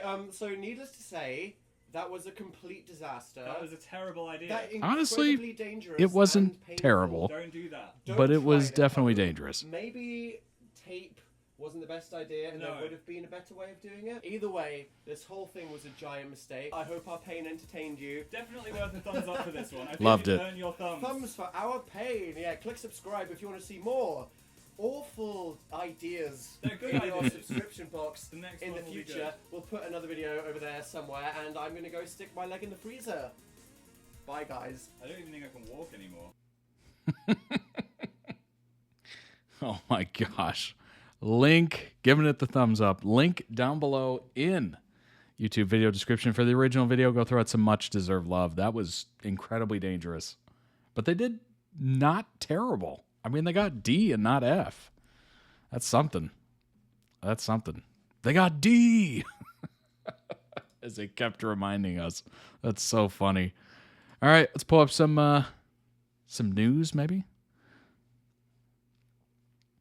Dan and Phil have said, this is Pink News, Dan and Phil have said that they want to be as, quote, as gay as possible when they go back on tour for the first time ever after revealing their romantic relationship in October last year. Speaking to Variety on June 29th, a couple days ago, Dan and Phil shared some teasers about the upcoming tour of Hard Launch. We just want to be as gay as possible and create as many queer, inclusive spaces where people can have a good time because I think the world needs that at the moment, said Phil. We're always going to do something extra and theatrical. Well, that's a good teaser. If you enjoyed the terrible music video, I'm sure you'll enjoy that. We're doing the most, Dan said. We've set the bar way too high, and that's a problem that our accountant has to deal with. That's so funny. I'm so excited to go. I was a literal child for their last tours, but not anymore. Not anymore. Should read their Variety article. It's awesome and devastating. Is this from the Variety interview? Yes, I do believe so. I do think so. Yes. Places. Did you hear about Kim Kardashian? She did some kind of brain test and they said she has low frontal brain power or something. What do you think happened in 2011? 9/11. Were you thinking 9/11? This room was opened by the Queen. Where is she now? She's fucking dead, Phil. She's in the ground. What do you mean, where is she? How dare you forgot? Okay, I'm not blowing shit up your ass. This is so good. I'm not sure that's the saying. Kicked her pussy up the wall. When someone is standing, where is their butt crack facing? His ass on his face. That's the stinger, right? Did you guys hear? There are no more lasers. Imagine a conversation between these two. Unbelievable. I really hope when they go to the US they collab with Smosh. Honestly, they need to. The conversation with Angela and Phil would be so interesting. I know they don't do guests on the Hard Launch podcast, but I feel like that would be a very good one. Very good one. He gives a shit about you. Today on the Joe Rogan Experience. No, we're not doing the Joe Rogan. Why do you keep saying Joe Rogan? Because we're just a male podcast. Do you know what I mean? No, a couple we are bros. A homosexual podcast. What supplements do you want to promote? Finish your carrot juice. That no. You know what's bad though? What? The bossy friend. That's you. The what? Shut the f up. No, I'm not. Which one are you then? I hate myself. Good. Clown fetish. Yeah. How many clown fetish? Hong Kong. Google millions. Google clown fetish. I really don't want to do that. You've got the cooked tabs. You do it. That was so Go on funny. site now and Google clown fetish. No. Do it. It's funny. Nurse Susan comes in and she's like, "Oh hey, how you going? We're gonna move you. Hey, where's all your stuff gone? Did your son take it? Did your son take it? What? First of all, fuck you for having a child face. Second of all, I hope the nurse had forgot their glasses." Phil has entered a totally different era, it feels like. He is unleashed. I have no idea if that has any basis in reality, but it feels like it. Which, dear Papa, Dan, and Phil, what are all of these? What, Mr. and Mr. Games, Papa, Dan, and Phil? Go on. Hi, Mr. and Mr. Games. Oh no. Mr. and Mr. Games. Mr. and Mr. Crafts. Mr. and Mr. Games. Hello, Mr. and Mr. Beats. Mr. and Mr. Games, do you like Falkland? Dear sirs, what is the... Dear sirs, okay, also we graduated from Mr. and Mr. Beats. Hello, Mr. Snork and Mr. Glob. Dear Mr. Slam Effect and Mr. Gentle Effect. Dear Mr. and Mr. Games, alright. Mr. and Mr. For God's sake. Hello, Mr. Dan and Phil, alright. Hi, Mr. and Mr. Games. I drove... Dear Mr. and Mr. Crave Cereal Challenge. We need to have an Alright, intervention. this is the last tour day. Okay, Yeah. go on, yeah, read it. Hi, Mr. and Mr. Craft. Dear Mr. and Mr. Games, dear Papa, Dan, and Phil, what are all of these? So What? Dear Mr. and Mr. Games. I'm going to grab that Variety interview for the next Dan and Phil session, shall we say. Fan vs. Shortney, but hosted by Anthony. Oh my gosh. I need to see some more Fanthony. Whoever wins should get a Best RPF Ship award. All right, let's pull up Dan and Phil moments that feel normal. This is the final video of the day. Dan and Phil moments that feel normal. This was supposed to be a 10 to 15 minute video. Obviously got carried away. Tried my best to compile some good clips. Sorry if there's any extra normal ones that I haven't included.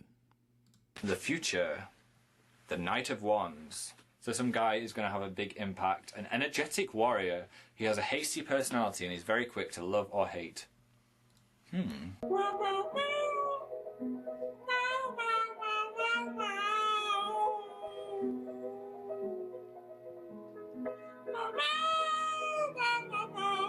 For some reason, they think it's funny when they make us play dating games. And you guys seem to like it for some unknown reason. Sahira, Dan and Phil on their gaming channel, Dan and Phil Games, playing the ultimate date night game for couples. Yeah. For fun couples. Do that again.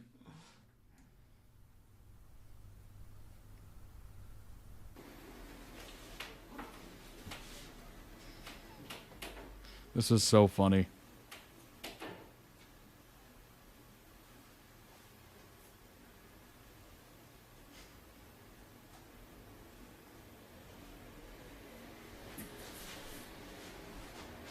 Filming?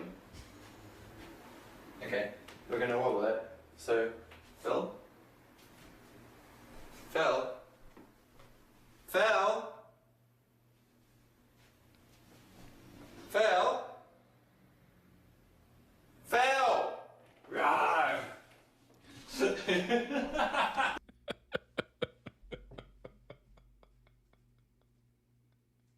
I mean, it'll be very awkward watch.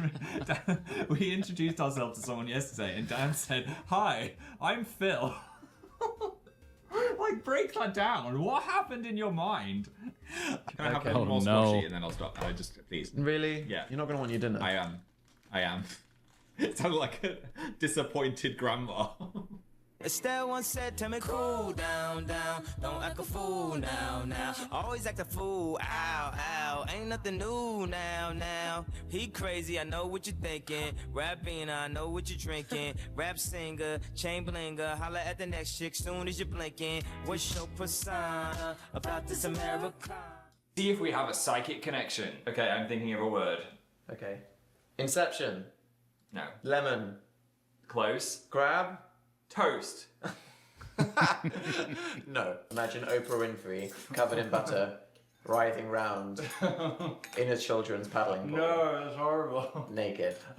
And you're a top bunk kind of guy, right? That's not what Tumblr says. Phil, look at them in the eyes. Fog my heart. Fog me heart. Fog me heart. I think this Fog is me- again. It's a canon continuation fog me of heart. the confirmation Fog from me the heart. last round. Fog me heart. Fog. Well, what are you, got it. Phil? A poor bottom. What does the poor bottom say? Fog me heart. No. Stop it. Here you go. I'm nervous. It's big. It's part of my branding.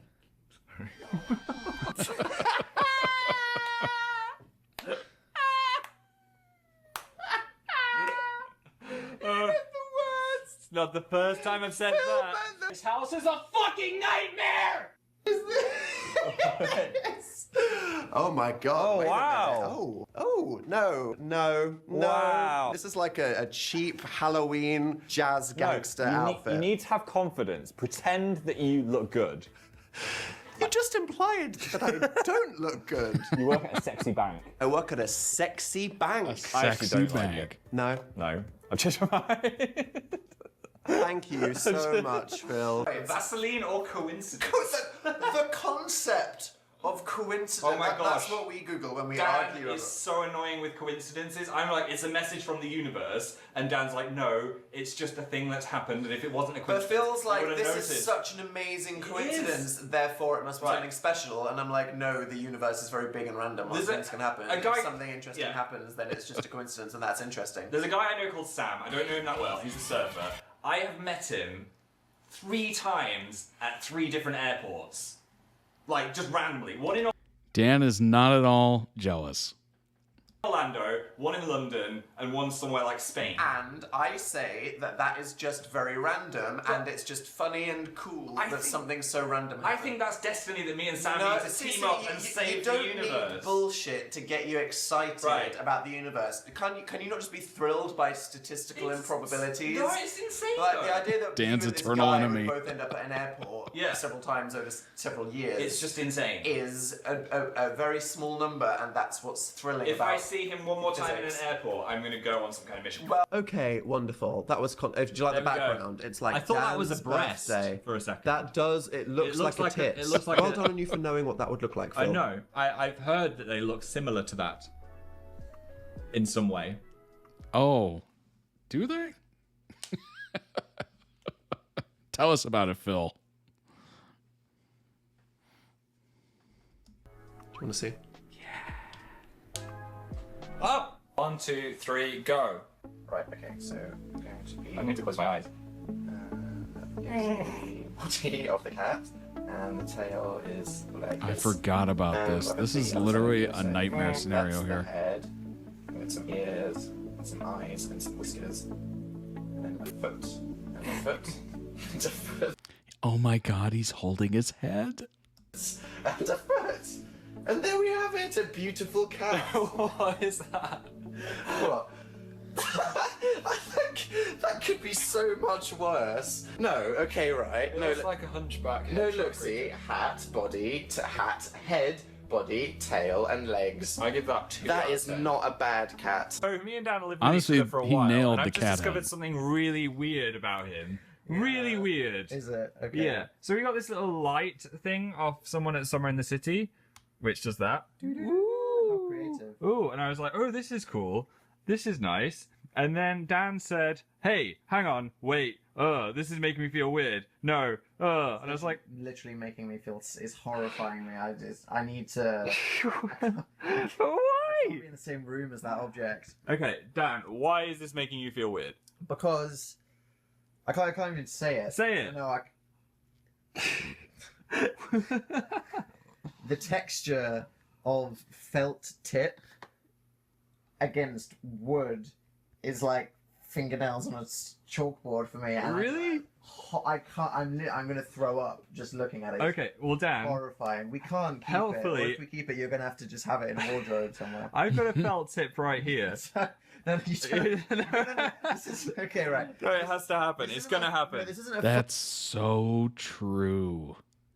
So true. There's funny thing that you're doing for a vlog. The idea of a felt tip scraping it, I would literally punch you in the face. No, you've got to do it. I would I swear on your mum's life, I will punch you in the No, face. no, so Dan, true. Dan, for the internet, you've got to face your fear. Imagine the people with fears that this Drawing is on going to help. wood is right. brutal.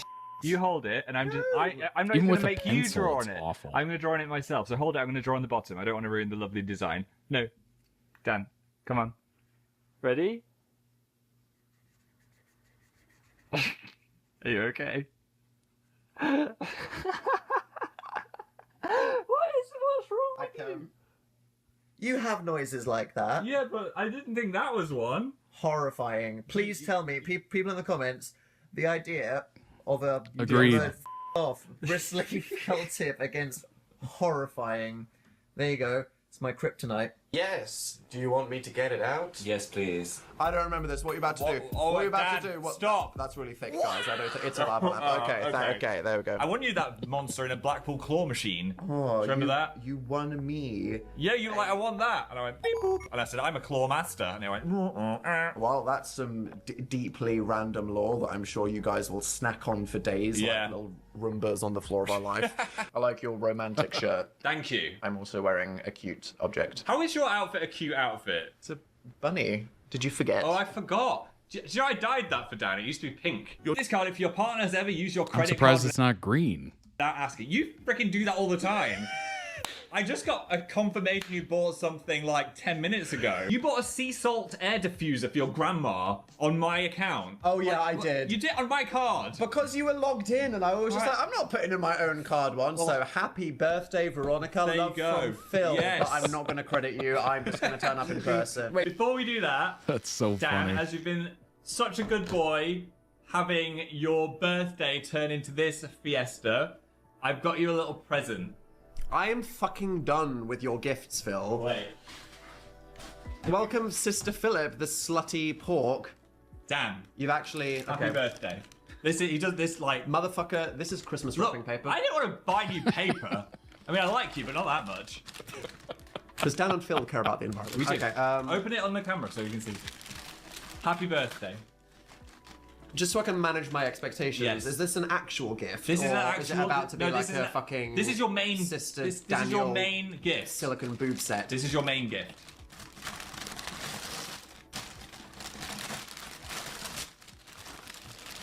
The eye I want to contact. just see it in its entirety. Okay. It's a box. The box. It's a board game.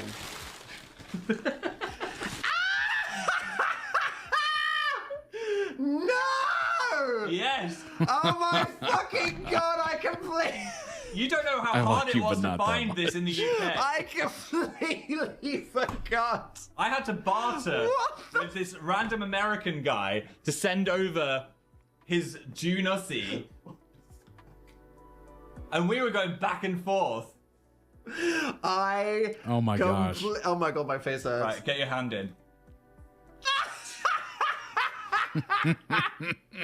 Reach inside. What That's the crazy. actual fuck? Oh my Right, god. If you're not down with the law, Dan, for some reason, was obsessed with this. I had a deep. He had This wasn't just meme of the week for me. He had a deep This need. wasn't meme of the week. This was like something that, like, to me, it represents. That might actually be one of the coolest popcorn movie-based popcorn containers I've seen. That is actually pretty clever.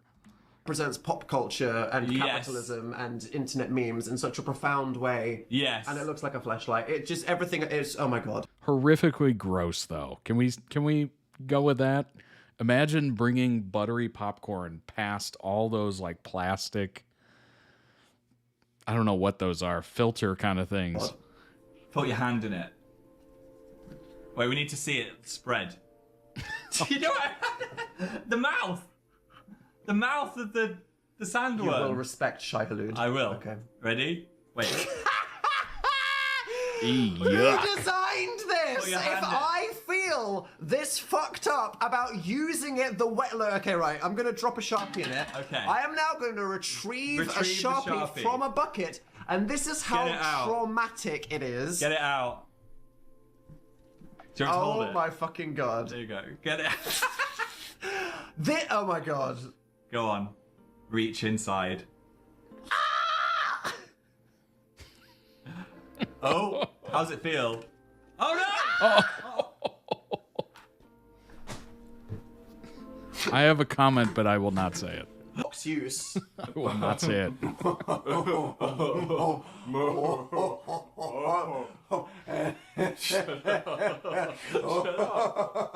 Shut up. Shut up.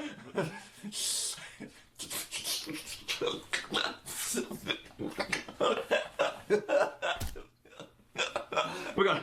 Close. How to get over a breakup you Close. can't get closure from? I think you missed. You're in you the missed wrong the memo. Inbox. You're in the wrong inbox. You missed the memo with Are this. we qualified for that? I'd love to see it. I'd love to see it. Let's really. I mean, let's really zhuzh this. Okay, I mean, the right. cream's starting to melt here. Oh yeah, let me Let's- do it. let's Let me just do it. really starting to. Ooh. Oh, that's the whole can. Oh, I mean. What you do? Okay, Dan and Phil. It's the whole can. We've loved having you in our Yes. boudoir, in our kitchen. Daniel. Together, you, Alan. They're corded together. We're gonna rip each other's heads off. Invisible thread theory. Did you hear about that? We've got a thread connecting us wherever Oh we my go. gosh. And if we go too far, we'll It's have a the heart white attack. string of Look, fate. He's dying. I'm finally Stat. free. I'm free. Ooh. Player choice. What have I won a lot of? I'm not doing this. I can't do this. What? Well, it's your dare, isn't it? I think the audience would actually have to give me money on OnlyFans for me to do this. Okay, and what is Like, it? this is not YouTube. I have too much to lose. Undo one of your partner's buttons with your teeth. Which button? I'm doing the rest. I'm doing the rest. What? How the fuck is this possible? No I one's don't know. ever done this. Right, this is not going to be sexy for any of you freaks. I'm scared. This is going to be like a canine police unit training video. You're gonna nibble through my arteries. Shut the fuck up. Oh, it's wet. It's wet. It's not wet. Cancel. Cancel. What the fuck? How do you do that? Wait, give me the other one. You're ruining my shirt. Oh my god. Oh, fucking what? 3, 2, 1. Fuck you. Was it worth it? I present look from That Dan's is closet. so Mystery impossible. Man at the museum. Hi. Go. My name is Dan. Oh my god. I think this is. Oh my god. Oh my This god. looks so good. I thought you'd look a bit goofy in the scarf or something? What the hell? Congratulations. I mean, now is the time where you start trying to be an actual friend of theirs. He's so so flustered. add them on their personal Gru. Facebook, try to get their MSN or Skype and get talking. And when you feel that the time is right, then, you know, slip them your phone number and you're in there. I mean, all that's left to do now is to organise a time to meet and your dreams have come true. A little word of advice, try not to tell them yet that you're actually planning on chopping them up or raping them, because it's probably only going to drive them away. So, yeah, I know it's hard, but just try to keep it under wraps for at least a couple more days. And I mean, that's all there is to it. Just follow these easy steps, and before you know it, you'll be in the bedroom of the person you've been thinking about for years. There you go. Easy. Easy Isn't that work. right, Phil? Yes. Classic. Your skin's gonna taste good. So yeah, guys, good luck, and I'll speak to you later. It's here. I just, like, okay. It is one of the most wild You haven't taken the lid videos off. ever. Okay, right, okay, I'm standing still, okay. Ready?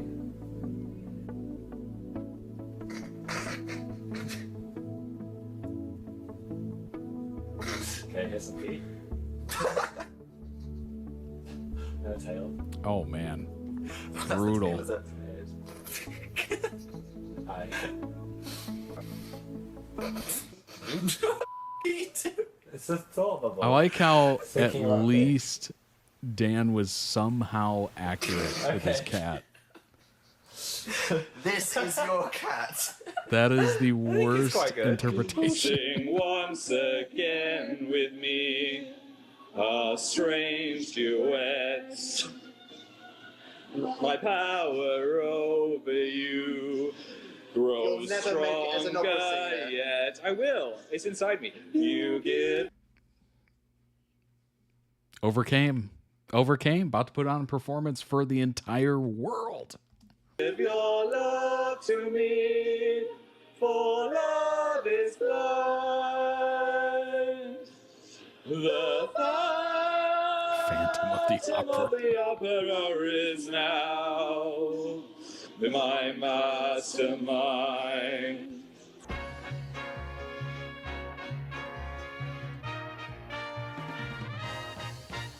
The internet is here. The internet is great. When you've got lots of followers, who needs a real mate? Without the internet, we never would have met. We'd never be here on a stage doing things we might regret. Dance break!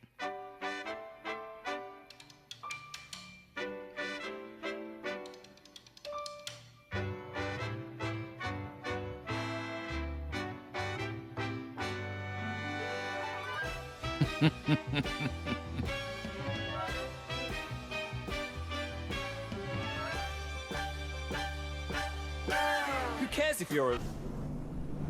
See, every show needs a musical number. That's just a fact of life.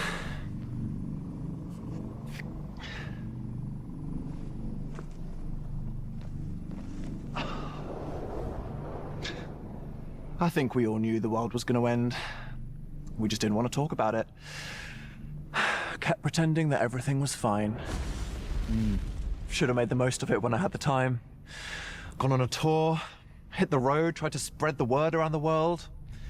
Tried to find something to be hopeful for.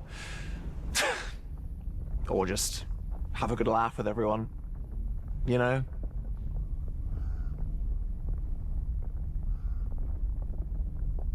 I never had really any friends at school. Yeah. Somehow looked similar to Phil. I don't know how they did that. And I never had anywhere to fit in. I felt like I was the only gay in the village. Where is that not the case? That is. Obviously at a theatre. Let's be honest. This is where all the gays are. I had my first kiss with a boy behind one of these things. It was a game of spin the bottle. Was it? And it was one of those situations Wow. where they were like, oh, wouldn't it be funny if the girls kissed? And I was like, what if the boys kissed? Now, Phil, I think that you need to really soak in the experiences that I had here. Okay. So how do you feel about warming up your little acting Oh, muscles? no, not acting. You know I can't do acting, Dan. Let's do it. Phil, welcome to the Oh my improv game. gosh. Inside these 3 beautiful thematic hats are a person, an activity, and an emotion. We will pick out a piece of paper and you have to do whatever the combination Oh, this is Are you so ready, cool. Phil? I'm ready. Okay, you are the queen. Okay. Who is filming a YouTube video. Yeah. And you are doing it, oh no. What? Sexily. Oh my God. Take it away. Okay. Hello. My name is Elizabeth. That was a bit sexy. I don't want to applaud that, but you did an okay job. Right. Wow. Hometown showdown. I already Nice. Dan. hate this idea. Yep. You are a goose. Coming out as gay. Yeah. Sadly. Jesus Christ. Oh, Okay. gosh. A sad goose.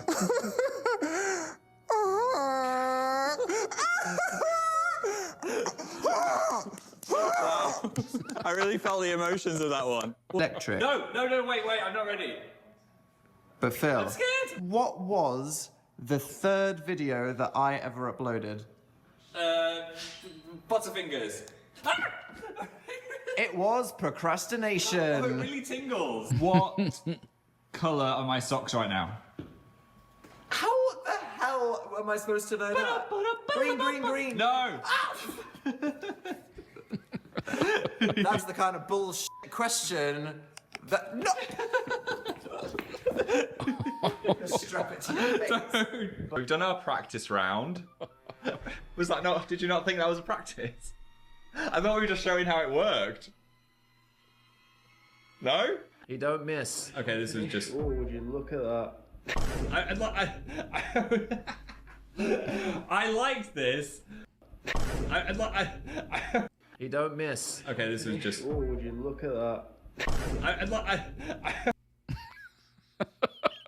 Just immediately looks at him. I liked this because I thought it was funny that a tiling company is just posting pervy videos of their guys tiling. GC That is tiling, funny. boys.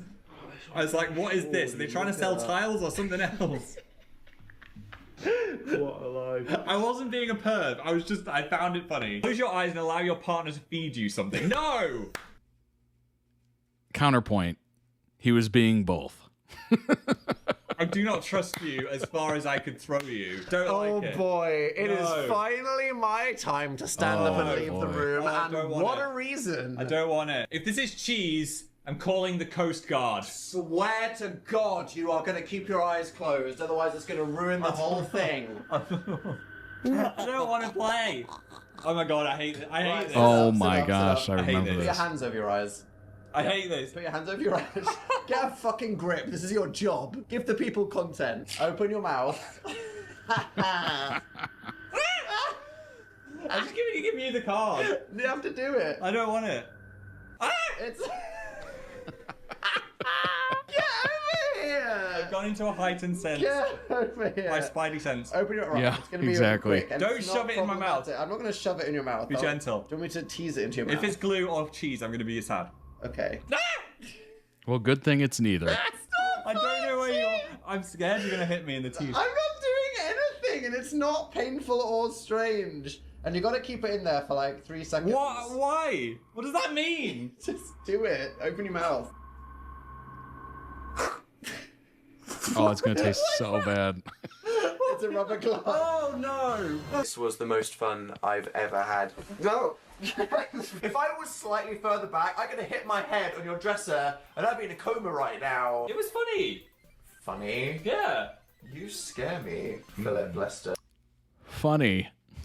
You think he is innocent? I am innocent. You haven't seen the things I've seen. I still think that holds up. I these think it days. does. It's not that cringe or weird. I mean, yes, it's totally random, Yeah. but people still watch the series to this day. Though it was filmed in 2009, so we're all dying. That's 10 years. 10 years of knowing you.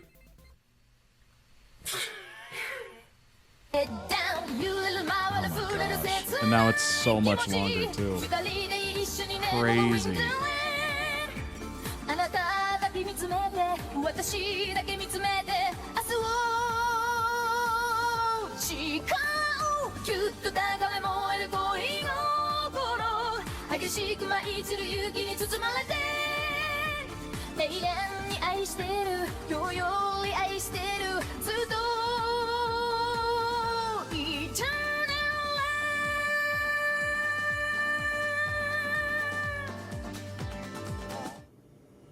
Oh my gosh, that TV stand.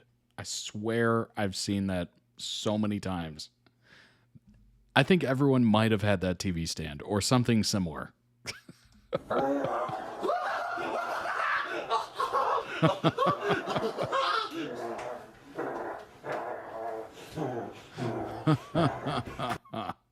Oh my gosh.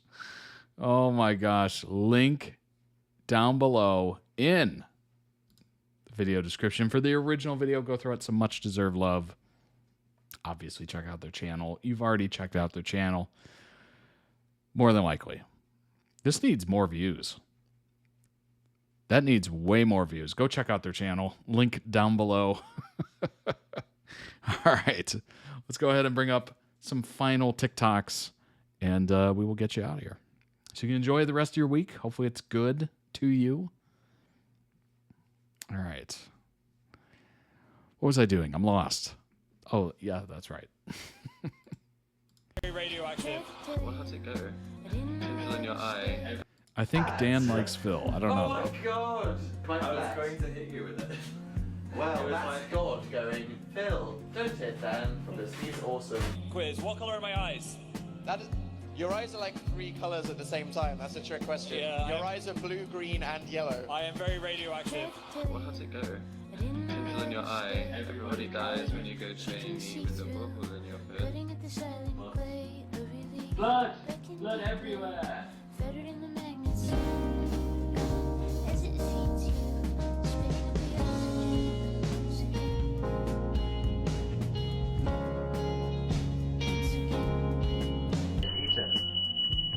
Phil! The door was closed. How did you... Is there a Bible? What have you set fire to? We're alive. Phil, talk. Phil expressed an opinion. Say if you're creep shotted, you always look good. Well, there's a 79% chance I'm gonna look dumb. That is not true. Oh no! I feel it! I hate you. This burning building, Phil. Here we go. Woo! Woo! Yeah, yeah! You're gonna live! You're gonna live! You're gonna live. Actually is. Yeah. Are you okay? I don't think I'm okay. Those tiny bears really got to you, and I felt okay. My problem. I just got jump scared. That was just the glitch. It's okay. It's so hard right now. I'm really standing behind you. Don't Just really calm down from the glitch. Don't like this static. Well, there's no wrong answers apart from the ones I feel like everyone's gonna resulted judge in me. calling the FBI. This isn't Undertale, Phil. No one's going to judge you. I've been pretty honest. No, it's I don't know why it's unnerving me so much. How did you manage to do that?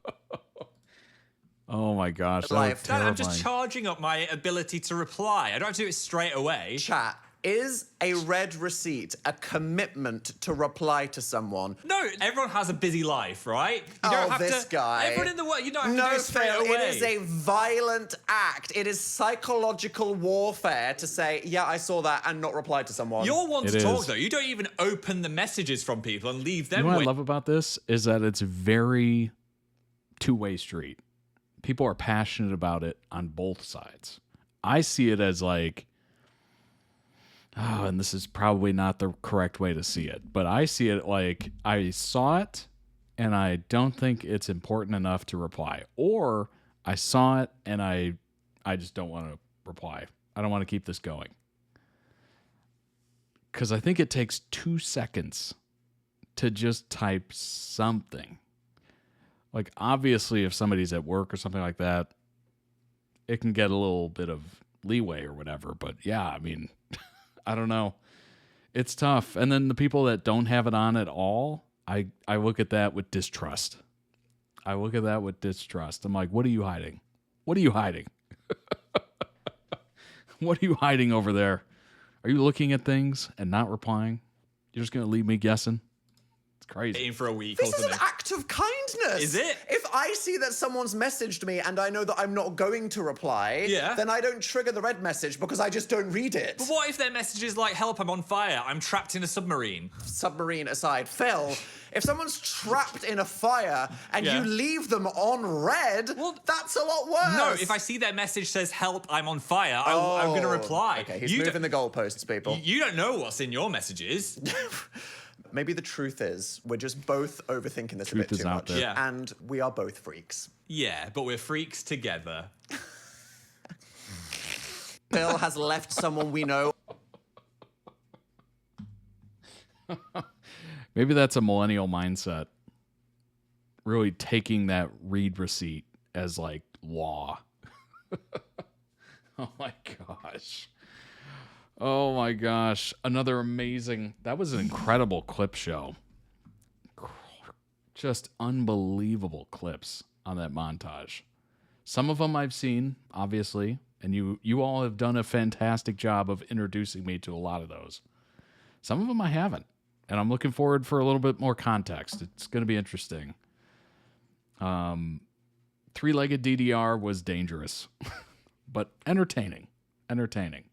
As Dan said, give the people what they want, and that's content. They do a great job at it. And the World Tour, the Hard Launch World Tour is going to be phenomenal.